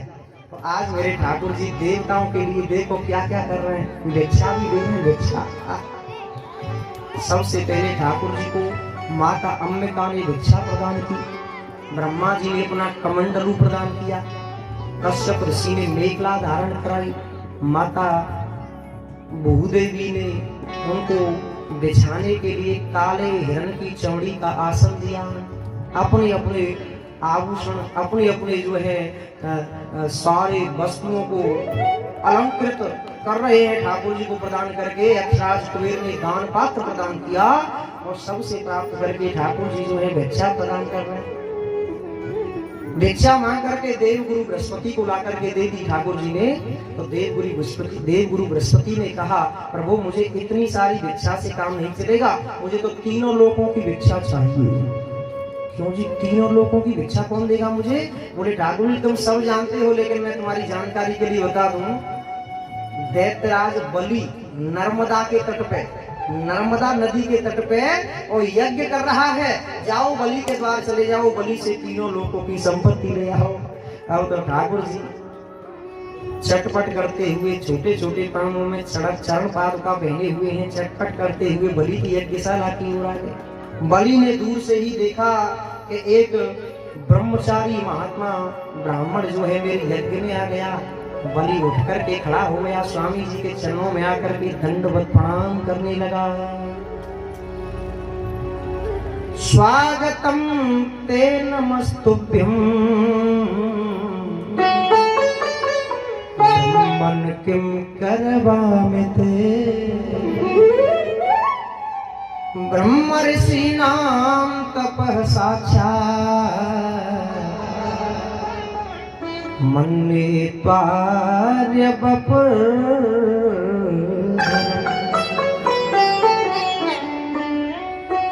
ठाकुर जी के चरणों में आकर के प्रणाम करता है बलि, ब्राह्मण देवता मैं तुम्हारा स्वागत करता हूँ, मैं तुम्हें प्रणाम करता हूँ। तुम्हारे जैसे ब्राह्मण के आने से मेरा यज्ञ सफल हो गया, मेरा जीवन धन्य हो गया। मुझे तो ऐसी लगे महाराज जी के आज ब्रह्म ऋषियों की तपस्या ही साक्षात मूर्तिमंत बनकर के मेरे द्वार पे आ गई है। ब्राह्मण देवता मैं धन्य हो गया। भगवान बोले बलि हम तो तुम्हारा दर्शन करने के लिए आ गए। हमने सुना है कि आज की तारीख में तुमसे बड़ा दानी इस धरती पे कोई है ही नहीं, इसलिए तुम्हारी प्रशंसा को सुनकर के हम तुम्हारे दर्शन करने के लिए आए। बलि बोला महाराज जी आप मेरे केवल दर्शन करने आए हो, ये बात मुझे जचती नहीं है। क्यों? क्योंकि ब्राह्मण किसी के द्वार पे कभी बिना मतलब के तो कभी जाता ही नहीं है। महाराज जी तुम मेरे द्वार पे आए हो तो कम से कम अपनी भी तो कोई इच्छा लेकर के आए होंगे। तो महाराज जी शर्माओ मत, तुम जो कुछ इच्छा लेके आए हो सुनिए, संकोच कहो। बताओ महाराज। ग्राम कांचन गुणबद्धाम श्रेष्ठम, अगर तुम्हें चाहिए तो गैया दे दूं मैं तुम्हें, गाय जितनी गाय चाहिए तो गौशाला में मेरे साथ चलो, जैसी चाहिए वैसी गाय तुम मेरे से ले जाए। भगवान बोले भैया हमें नहीं चाहिए, गर्दन हिला दी। अच्छा तो तुरगान घोड़ा चाहिए, हाथी चाहिए, जो भी चाहिए वो आप मेरे से ले जाइए। सजे सजाए मकान अगर चाहिए तो ले जाइए। ठाकुर जी गर्दन को हिलाते गए। अच्छा तो अब समझ में आया तुम 52 अंगुल के हो ना बोने से, तो शायद किसी ने तुम्हारी शादी नहीं की होगी। तो महाराज जी अगर तुम्हारे मन में होए ना तो विप्र कन्या, विप्र कन्या माने तुम्हारी शादी भी करा दूंगा मैं तुम्हें, तुम्हारी अगर तुम्हारे मन में हो तो। ठाकुर जी बोले नहीं भैया हमें कुछ नहीं चाहिए, लेकिन हमें पता है बलि कि तुम ज्यादा जिद कर रहे हो, तो भाई तुम मुझे बिना कुछ दिए हुए यहाँ से जाने भी नहीं दोगे। भाई बलि मैंने सुना है कि तुम्हारे परिवार में बहुत बड़े बड़े दानी पैदा हुए, बताओ तुम्हारे परिवार में हिरण्याक्ष, हिरण्यकश्यप, आहा दुनिया उनके इशारे पे नचती थी, उनकी उंगली पे नचती थी। हैं हिरण्यकश्यप के बेटा प्रहलाद क्या कह रहे हैं, खम्मा फाड़ करके भगवान को प्रकट कर दिया। प्रहलाद के बेटा विरोचन जिन्होंने एक ब्राह्मण के चरणों में सर्वस्व दान कर दिया, और ऐसे विरोचन के बेटा बलि तुम हो, तुम। अब तो बलि ब्राह्मण को नीचे से ऊपर की ओर देखने लगा, नीचे से ऊपर कई बार देखा, नेक्सा सा ब्राह्मण ये पूरे वंश को जानता है मेरे को, और श्रद्धा उमड़ पड़ी। बोले महाराज जी तुम हमारी वंशावली बखान करना बंद करो और अपनी इच्छा को बताओ तुम क्या लेने आए। माने बलि को पूरी तरह से बस में कर लिया, बस में कर लिया। बोले भगवान ने कहा, भगवान वामन बोले बलि हमें पता है तेरे परिवार में बहुत बड़े बड़े दानी पराक्रमी पैदा हुए, और ऐसे भी पैदा हुए हैं तेरे परिवार में, मुझे पता है कि किसी ब्राह्मण से अगर कुछ देने के लिए कह दिया एक बार, और एंड टाइम पे वो पीछे हट जाए, ऐसा भी पैदा नहीं हुआ तेरे परिवार में। मैं ठाकुर जी ठोक ठोक के पक्की कर रहे हैं, पीछे हट जाएगा। बलि बोला महाराज जी की चिंता मत करो, काऊ बात की चिंता मत करो, वहां पुराना घर तो पहनते है तू ही है। मैंने अहंकार में कहा गर्दन ऊंची करके, ठीक है महाराज जी, तो तुम ज्यादा जिद कर रहे हो तो फिर एक चीज दे दो मुझे। क्या? बोले पदान 3 देतेंद्र संतदाम पदामम। वो बोली अगर तुम ज्यादा जिद कर रहे हो तो मुझे फिर 3 कदम धरती का दान कर दो। और 3 कदम धरती की बात सुन करके बलि फटाका मार करके हंसने लगा। कैसी बात कर रहे हो ब्राह्मण देवता, तुम रंगे तुम तो हद कर दे, तुम तो मांग बोल आए हो, बताओ ढंग से कहाँ मांग रहे हो? 3 कदम धरती है, मैं 3 कदम धरती दूंगा तुम्हें है? तो दुनिया वाले मुझे पूछेंगे कि क्या दे रहे हो ब्राह्मण देवता को, तो मुझे बताना पड़ेगा 3 चरण धरती। भाई मेरी तो नाक कट जाएगी पंडित जी, कम से कम ढंग से मांगो तो सही। 3 चरण धरती मांग करके क्या करोगे? बोले भैया हमारा तो इतने में गुजारा हो जाएगा, और वो भी 3 चरण धरती इसलिए मांग रहे हैं कि आजकल जहां भी भजन करने के लिए बैठते हैं तो जिसका स्थान होता है वो आंख निकाल करके कहता है ए बाबा जी खड़ा हो यहाँ से, भाग यहाँ से, भागो यहाँ से। हम कहते हैं भैया 10 मिनट हमें भजन करना है भाई, हम अपना चले जाएंगे खड़े होकर के। बोले नहीं नहीं नहीं, तुम्हारा कोई भरोसा नहीं है, आज तुम भजन करने के लिए बैठे हो, कल तुम हनुमान जी लाके खड़े कर दोगे, परसों तुम मंदिर बना के खड़ा कर दोगे, तुम्हारा कोई भरोसा नहीं, इसलिए भागो यहाँ से। इसलिए दुनिया के धक्के खा खा करके मैं परेशान हो गया, इसलिए मैंने मन में विचार किया कि राजन से 3 कदम धरती मांग लें तो कम से कम भजन तो कर लेंगे निश्चित होकर के बैठ करके, और अपनी राम को कोई बंगला थोड़ी बनाना है। इस बात को सुनकर के बलि बड़ा प्रभावित हुआ, सोचने लगा भाई ब्राह्मण तो मैंने बहुत सारे देखे हैं, लेकिन ऐसा संतोषी ब्राह्मण तो मैंने अभी तक नहीं देखा। संतोषी ब्राह्मण, ठीक है महाराज जी तुम्हारी जैसी इच्छा, तुम्हें जो भी स्थान पसंद हो उसमें से कोई भी ले जाओ, तुम ले जाओ, मैंने तुम्हें दिया।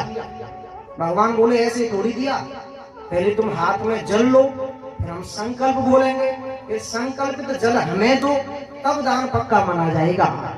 थोड़ा हो या ज्यादा हो हम विधिवत दान स्वीकार करेंगे।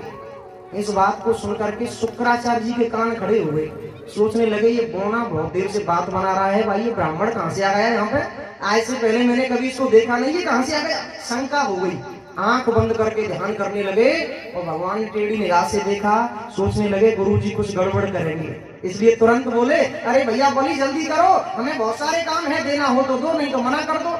बलि बोले नहीं महाराज जी मेरे द्वार से कोई आया है, खाली हाथ नहीं गया, तुम्हारी जैसी इच्छा आप संकल्प करो। बलि ने हाथ में जल लिया। सज्जनों इतनी देर में शुक्राचार्य जी ने सब कुछ देख लिया, पूरी माया को देख लिया, दौड़ करके आए, बलि का हाथ पकड़ लिया, ए राजन राजन ठहर जा, ओ पागल कहीं के, ओ मूर्ख कहीं के, ओ बलि ठहर जा ठहर जा ठहर जा। बलि बोला क्या हुआ गुरुदेव?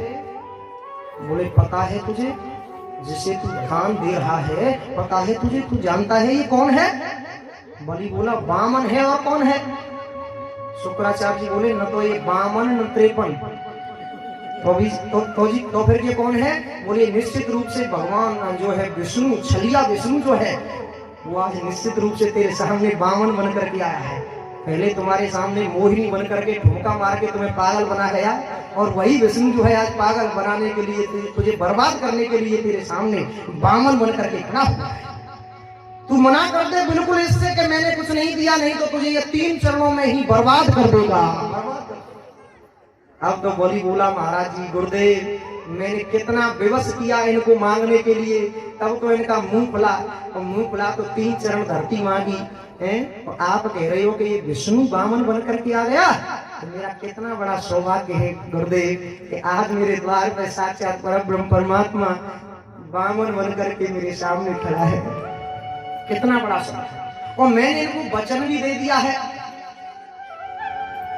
और एक बार अगर किसी ब्राह्मण को देने के लिए किसी ने वचन दे दिया और फिर वो एंड टाइम पे पीछे हट जाए तो गुरुदेव ये तो सरासर बेईमानी होगी भाई, बिल्कुल झूठ होगा। और आपने मुझे जीवन भर यही बात सिखाई है कि जीवन में कभी झूठ नहीं बोलना चाहिए, और आप कह रहे हो कि मना कर दो। तो शुक्राचार्य जी बोले बली सुन एक बात बताऊं मैं, 6 जगह ऐसी होती हैं जहां पे झूठ बोलने से कोई पाप नहीं लगता, कोई पाप नहीं। वो 6 जगह कौन सी हैं? बोले स्त्रीषु नर्म विवाहे च व्यत्यर्थे प्राण संकटे गौ ब्राह्मणार्थ हिंसायाम नान्यतम स्याज्य दुःखितम। यह ध्यान देना। शुक्राचार्य जी कहते हैं बोली 6 स्थान ऐसे होते हैं जहां पे झूठ बोलने में कोई पाप नहीं लगता। पहला स्थान है स्त्रीषु। स्त्रीषु माने स्त्रियों से झूठ बोलने में कोई पाप नहीं लगता। अब यह बात को हम ना कह रहे, शुक्राचार्य जी कह रहे हैं। हम तो लड़ बैठे, तुम शाम को मैया आओ, मैं तुम्हारे हाथ जोड़ रहा हूँ भाई, मैं कठिनाई करो। क्या बात है? शुक्राचार्य जी कह रहे हैं स्त्रियों से झूठ बोलने में कोई पाप नहीं लगता। मैं नहीं कह रहा, शुक्राचार्य जी कह रहे हैं। क्यों जी? अच्छा क्यों जी? ऐसा क्यों होता है फिर स्त्रियों से झूठ बोलने में पाप क्यों नहीं लगता? क्योंकि ज्यादातर स्त्रियों की ये आदत हो गए, ज्यादातर बहन जी की, माता जी की आदत हो गए कि वो कहीं कथा में जामे या किसी शादी विवाह में जामे तो उनकी निगाह वहां पे ज्यादा होती है जिसने साड़ी पहनी होती है, बढ़िया साड़ी। वो ये देखती रहती हैं कि किसने अच्छी साड़ी पहन रखी है, किसने हार पहन रखा है, कैसा चमकीला है, चमक रहा है। और कहीं उनके मन में कोई आभूषण बहा गया ना तो घर आते ही पति देव से फरमाइश चालू। और वह समय पे पति देव ने अगर जे कह दी ना कि देवी जी मुश्किल से तो तेरो खर्चा चलाए पा रहा हूँ, तो हार दिख रहा है। और शाम को फिर देवी जी ने कहते रोटी खाए ली तुम, ना मिलेंगी, रोटी नहीं मिलेंगी।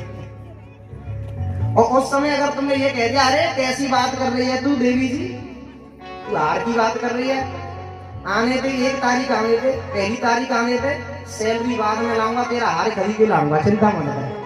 तो उस समय थोड़ा बहुत झूठ बोलने से कोई पाप नहीं लगता। माने महाभारत टल जावे हमारे झूठ बोलवे थे तो ऐसे झूठ बोलने से कोई पाप नहीं लगता। दूसरा स्थान है नर्म। नर्म माने हास्य परिहास में अगर थोड़ा बहुत झूठ बोल दिया जाए तो पाप नहीं लगता। तीसरा स्थान है विवाहे। विवाहे माने विवाह के समय पे बेटी का विवाह हो रहा हो और बेटी के विवाह के समय पे अगर थोड़ा बहुत झूठ बोल दिया जाए तो कोई ज्यादा विशेष पाप नहीं लगे।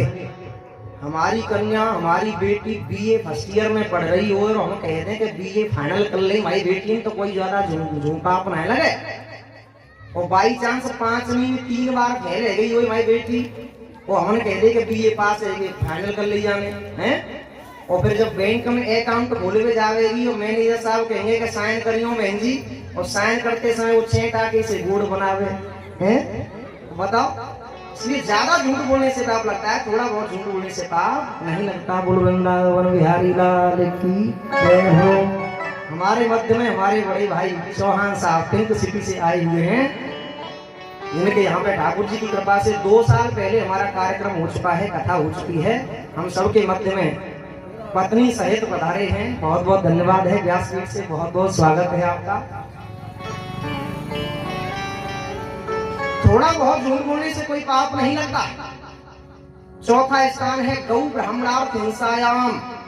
गैया की और ब्राह्मण की हत्या हो रही हो तो हमारे झूठ बोलने से अगर उनकी हत्या रुक जाए तो कोई पाप नहीं लगता। लेकिन सावधान, यहाँ पे दैत्यराज शुक्राचार्य जो है, दैत्य गुरु शुक्राचार्य दैत्य नीति के अनुसार जो है बता रहे हैं बलि को, लेकिन सनातन धर्म इस बात की बिल्कुल भी आज्ञा नहीं देता कि झूठ बोलो। सनातन धर्म ये आदेश करता है कि सत्यम ब्रूयात प्रियम ब्रूयात न ब्रूयात सत्यम अप्रियम। कभी भी हमें झूठ नहीं बोलना चाहिए, हमें हमेशा सत्य बोलना चाहिए और सत्य के साथ साथ मीठा बोलना चाहिए। अब देखिए, शास्त्रों की बातों को हम पकड़ते तो बहुत जल्दी हैं, क्योंकि आज ये बात बहुत सारे भैयाओं ने पकड़ी होगी कि स्त्रियों से झूठ बोलने में कोई पाप नहीं लगता है, पकड़ी होगी ना। लेकिन शास्त्रों की बात को पकड़ते तो हैं, लेकिन हम ये ध्यान नहीं देते हैं कि किसने किससे कहा और किस परिस्थिति में कहा। यहाँ पे दैत्य गुरु शुक्राचार्य बलि से परिस्थिति में कह रहे हैं, दैत्य नीति बता रहे हैं, लेकिन सनातन धर्म इस बात की आदेश नहीं देता। और रामायण में कोई बात लिखी हुई है, रामायण में कोई बात रावण ने कह दी तो वो हमने मान ली। अब रावण ने कही है ये तो मान ली, रामायण में लिखी है ये तो मान ली, लेकिन कही किसने है? रावण ने। इस पे ध्यान नहीं दिया।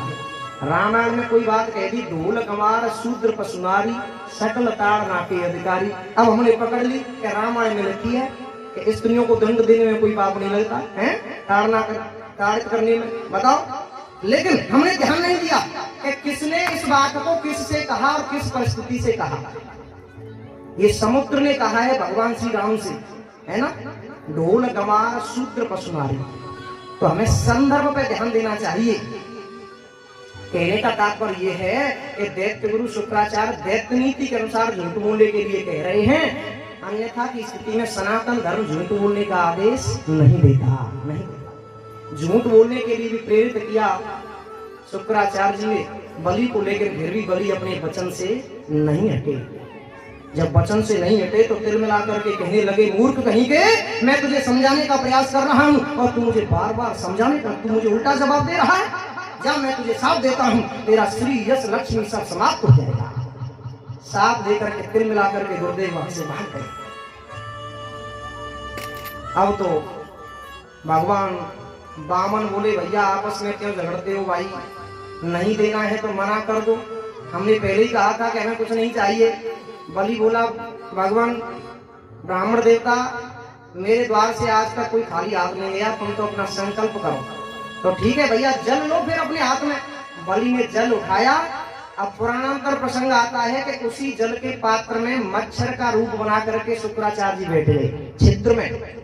उस पात्र के छिद्र में जहां से जल निकलता है उसमें बैठ गए। बोले जल की बूंद ही नहीं निकलेगी तो संकल्प कहां से होगा।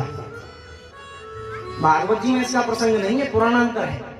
बैठ गए। अब बलि जो है खूब जाली इधर से उधर करे पात्र को लेकर के, लेकिन जल नहीं निकलता है। छिद्र में बैठे हैं शुक्राचार्य जी। अब बलि बोला, भगवान बामन बोले बलि से, क्यों भैया बलि, क्यों ज्यादा देर क्यों लगा रहे हो भाई, जल्दी जल लो। बोले गुरुजी क्या बताऊं मैं, जल निकलता ही नहीं। भगवान बोले बलि मुझे पता है तेरा बर्तन पुराना हो गया है, तो रखा रखा जंग खा गया होगा, ला मैं सही कर देता हूँ।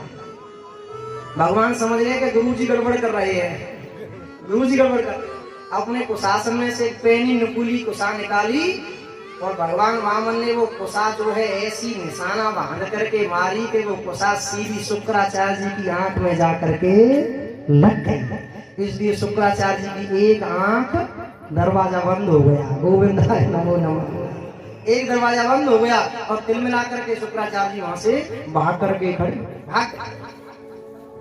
अब तो जल हाथ में आ गया और भगवान ने लंबा चौड़ा संकल्प पढ़ डाला और जैसे ही जल छोड़ा ठाकुर जी के चरणों में, तत्काल भगवान ने अपना विराट स्वरूप दिखला दिया। बोलो विराट भगवान की जय हो। भगवान वामन का विराट स्वरूप प्रकट हो गया। आकाश में पहुंच गया वो शरीर ठाकुर जी का। इतने बढ़ गए ठाकुर जी के बलि नीचे से ऊपर की ओर देखता ही रह गया। देखता भगवान वामन बोले बलि अब देख मेरा नाम, मेरा नाम एक पैर नीचे की ओर बढ़ा दिया तो नीचे के सातों लोगों को नाप डाला। अतल बितल सुतातल, अतल बितल तलातल अतल वितल सुतल तलातल महातल रसातल और पाताल, इन सातों लोकों को नाप डाला। दूसरा चरण ऊपर की ओर बढ़ा दिया, ऊपर के सातों लोकों को भू भव स्वहा माहिर जन सत सत तप, ये सातों लोकों को नाप डाला। और भगवान के पैर के अंगूठा से ब्रह्मांड कटाक्ष फूट गया, उसमें से ब्रह्मांड विवर में जो है जलधारा प्रविष्ट हो गई। ब्रह्मा जी ने देखा, आहा ठाकुर जी का चरणोदक आ रहा है।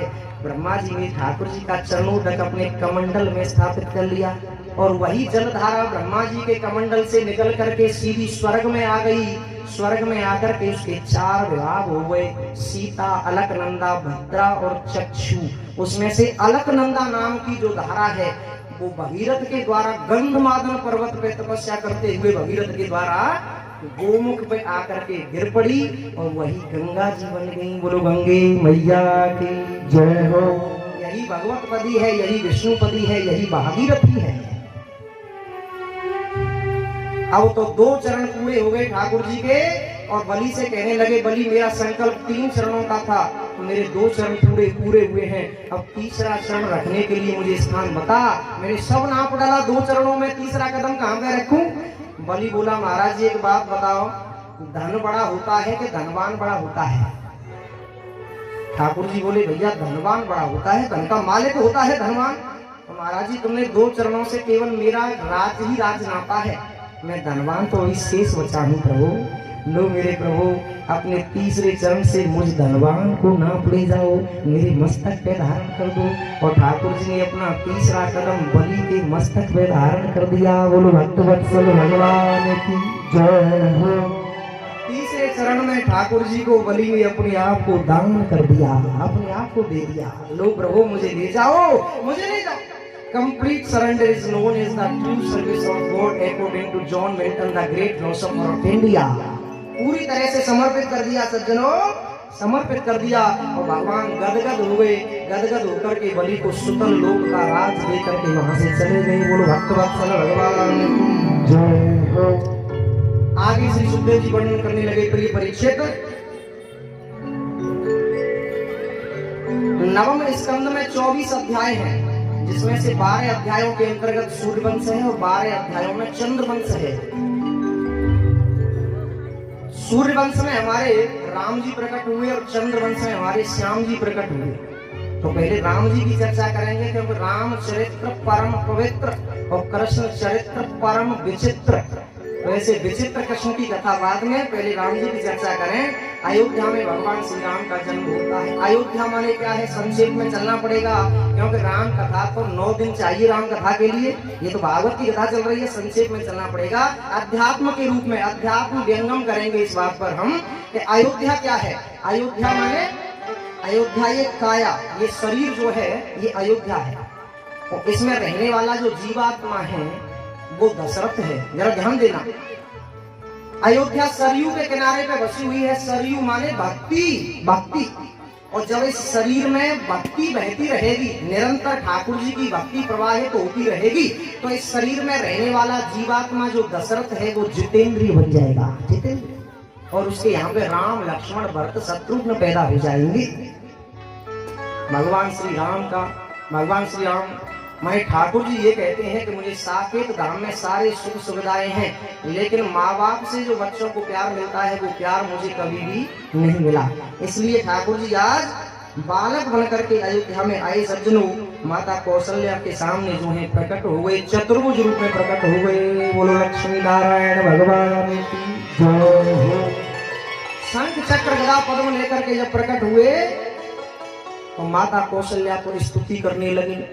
ठाकुर जी बोले, मैया ये स्तुति सुन सुन करके तो मेरे कान पक गए हैं माँ, अब तो मैं तुम्हारी प्यार भरी फटकार पाने के लिए आया हूँ। माता कौशल्या बोली, प्रभु बच्चा बनकर के आना था, बच्चे का प्यार पाना चाहते थे तो आपको बच्चा बनकर के आना था, लेकिन तुम तो हमारे पूरे पिताजी बने खड़े हो हमारे सामने।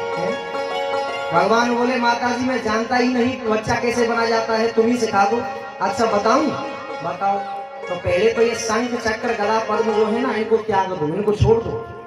बच्चा कभी लाठी डंडा लेकर के पैदा नहीं होता है, जैसे संसार के बच्चे पैदा होते हैं उसी प्रकार से भगवान ने शंख चक्र गदा पद्म सब त्याग दिए। अब तो ठीक है माता जी। बोले नहीं, अभी एक कमी है। क्या? बोले ये 4 भुजा पसारे खड़े हो ना, इनमें से 2 भुजा गायब करो और 2 भुजा रहने दो। क्यों? क्योंकि बच्चा 2 हाथ वाला पैदा होता है, 4 हाथ वाला बच्चा पैदा नहीं होता। दुनिया की भीड़ ले जाएगी, मीडिया आ जाएगी तमाम, ये 4 हाथ वाला बच्चा पैदा हुआ है। ठाकुर जी ने 2 हाथ गायब कर दिए, 2 हाथ रहने दिए। अब तो ठीक है माता जी। बोले नहीं, अभी एक और कमी है। क्या?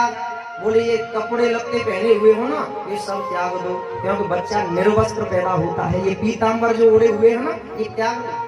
ठाकुर जी शंख चक्र गदा पद्म पीताम्बर सब को 2 भुजाओं को त्याग करके छोटे से बच्चा बनकर के माता कौशल्या की ज्योति में प्रकट होकर के हंसने लगे। वो कहने लगे माता जी अब तो ठीक है। कौशल्या जी बोली नहीं नहीं, अभी एक और कसर है, एक और कमी है। क्या? बोले ये हंसना बंद करो और रोना चालू करो। क्यों जी? रोए क्यों? बोले ये संसार का नियम है। बच्चा जब पैदा होता है तो रोता है, और नहीं रोता है तो घर वाले परेशान हो जाते हैं कि बच्चा कितनी देर का पैदा हुआ है, न रोता है न कुछ करता है ना, परेशान हो जाते हैं, बीमार है या गूंगा है या बहरा है। इसलिए संसार का नियम है कि बच्चा जब पैदा होता है तो रोता है, इसलिए हंसना बंद करो, रोना चालू करो। भगवान ने मन में विचार किया, भाई बड़ा विचित्र नियम है संसार का, कि पैदा होते ही रुलाता है, चलो रो लेते हैं। ठाकुर जी ने गला फाड़ करके रोना प्रारंभ कर दिया, और जैसे ही रोना प्रारंभ किया तो अयोध्या के वासी ले करके बधाइयां अयोध्या में आ गए, आंगन में आ गए, तो एक ही बात गाने लगे, जन्मे हैं 4 भैया अवध में बाजे बधैया, जन्मे हैं 4 भैया अवध में बाजे बधैया, करते हैं 4 भैया अवध में बाजे बधैया, जन्मे हैं 4 भैया अवध में बाजे बधैया, बाजे बधैया हाथी बाजे बधैया, बाजे बधैया हाथी बाजे बधैया, बाजे बधैया हाथी बाजे बधैया, भैया हाथी बाजे बधैया,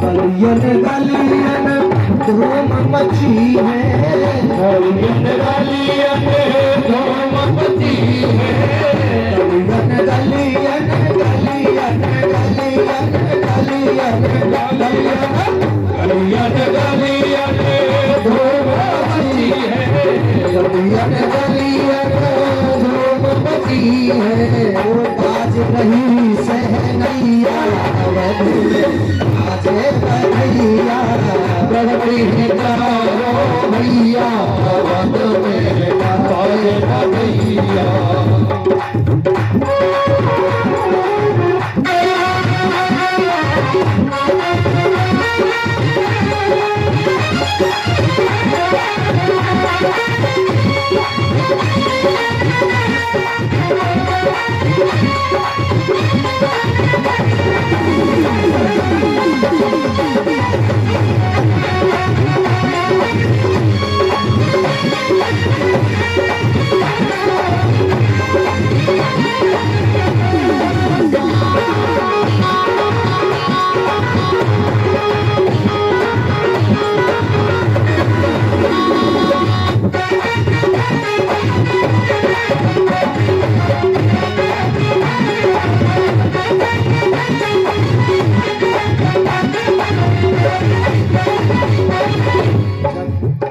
जगमग जगमग दियला जलते हैं, जगमग जगमग दियला जलता है, जगमग जगमग जगमग जगमग जगमग जगमग जगमग जगमग दियला जलता है, जगमग जगमग दियला जलता है।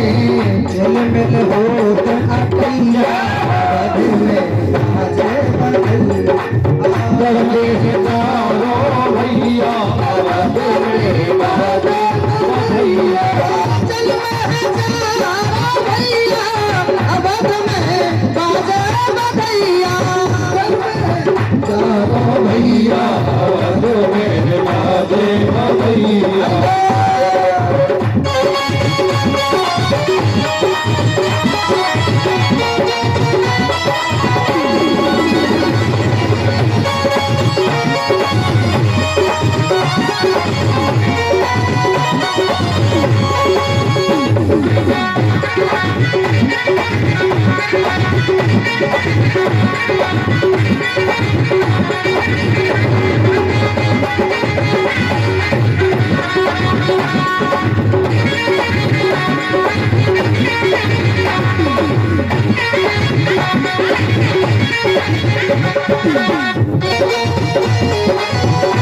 आगे बढ़ते हुए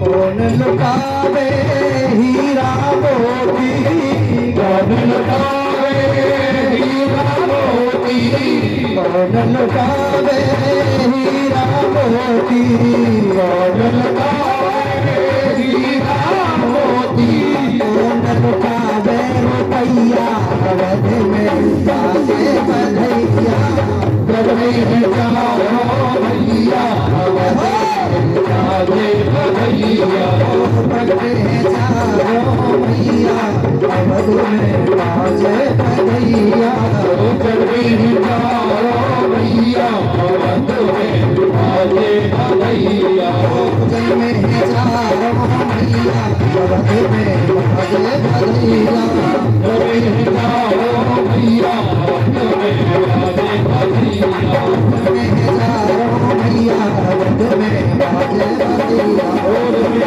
चारो भैया आवाज़ में बाजे बधैया, चारों भैया अवध में बाजे बधैया, में बाजे बधैया, अवध में बाजे बधैया, में बाजे बधैया, अवध में बाजे बधैया, अवध में बाजे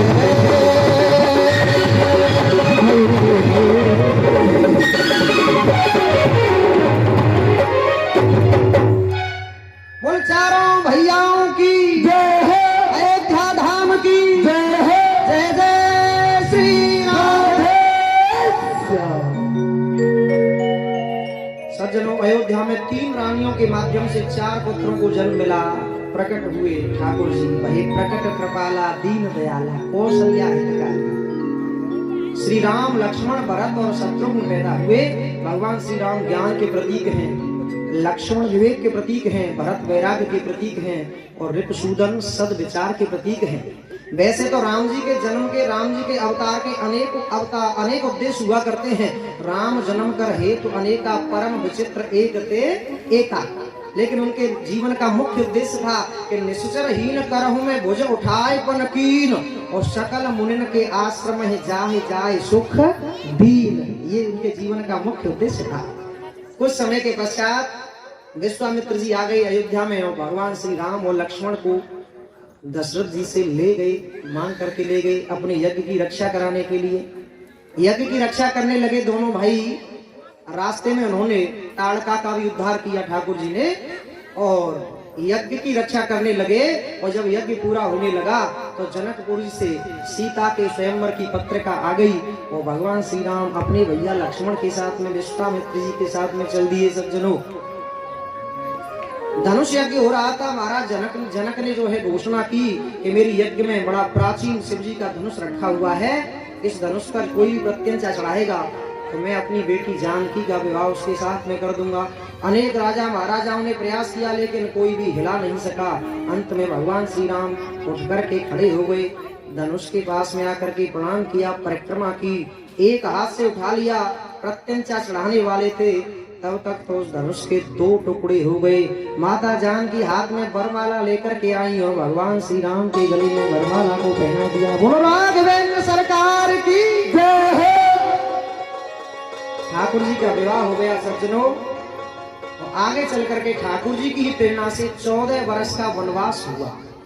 14 वर्ष का वनवास, 14 जगह पर वासना का निवास होता है सज्जनों। 5 कर्मेंद्रियां, 5 ज्ञानेंद्रियां, मन, बुद्धि, चित्त और अहंकार, इन 14 जगहों पर वासना का निवास है। 14 साल की तपस्या करने की आवश्यकता थी, इसलिए ठाकुर जी को 14 साल का वनवास हुआ।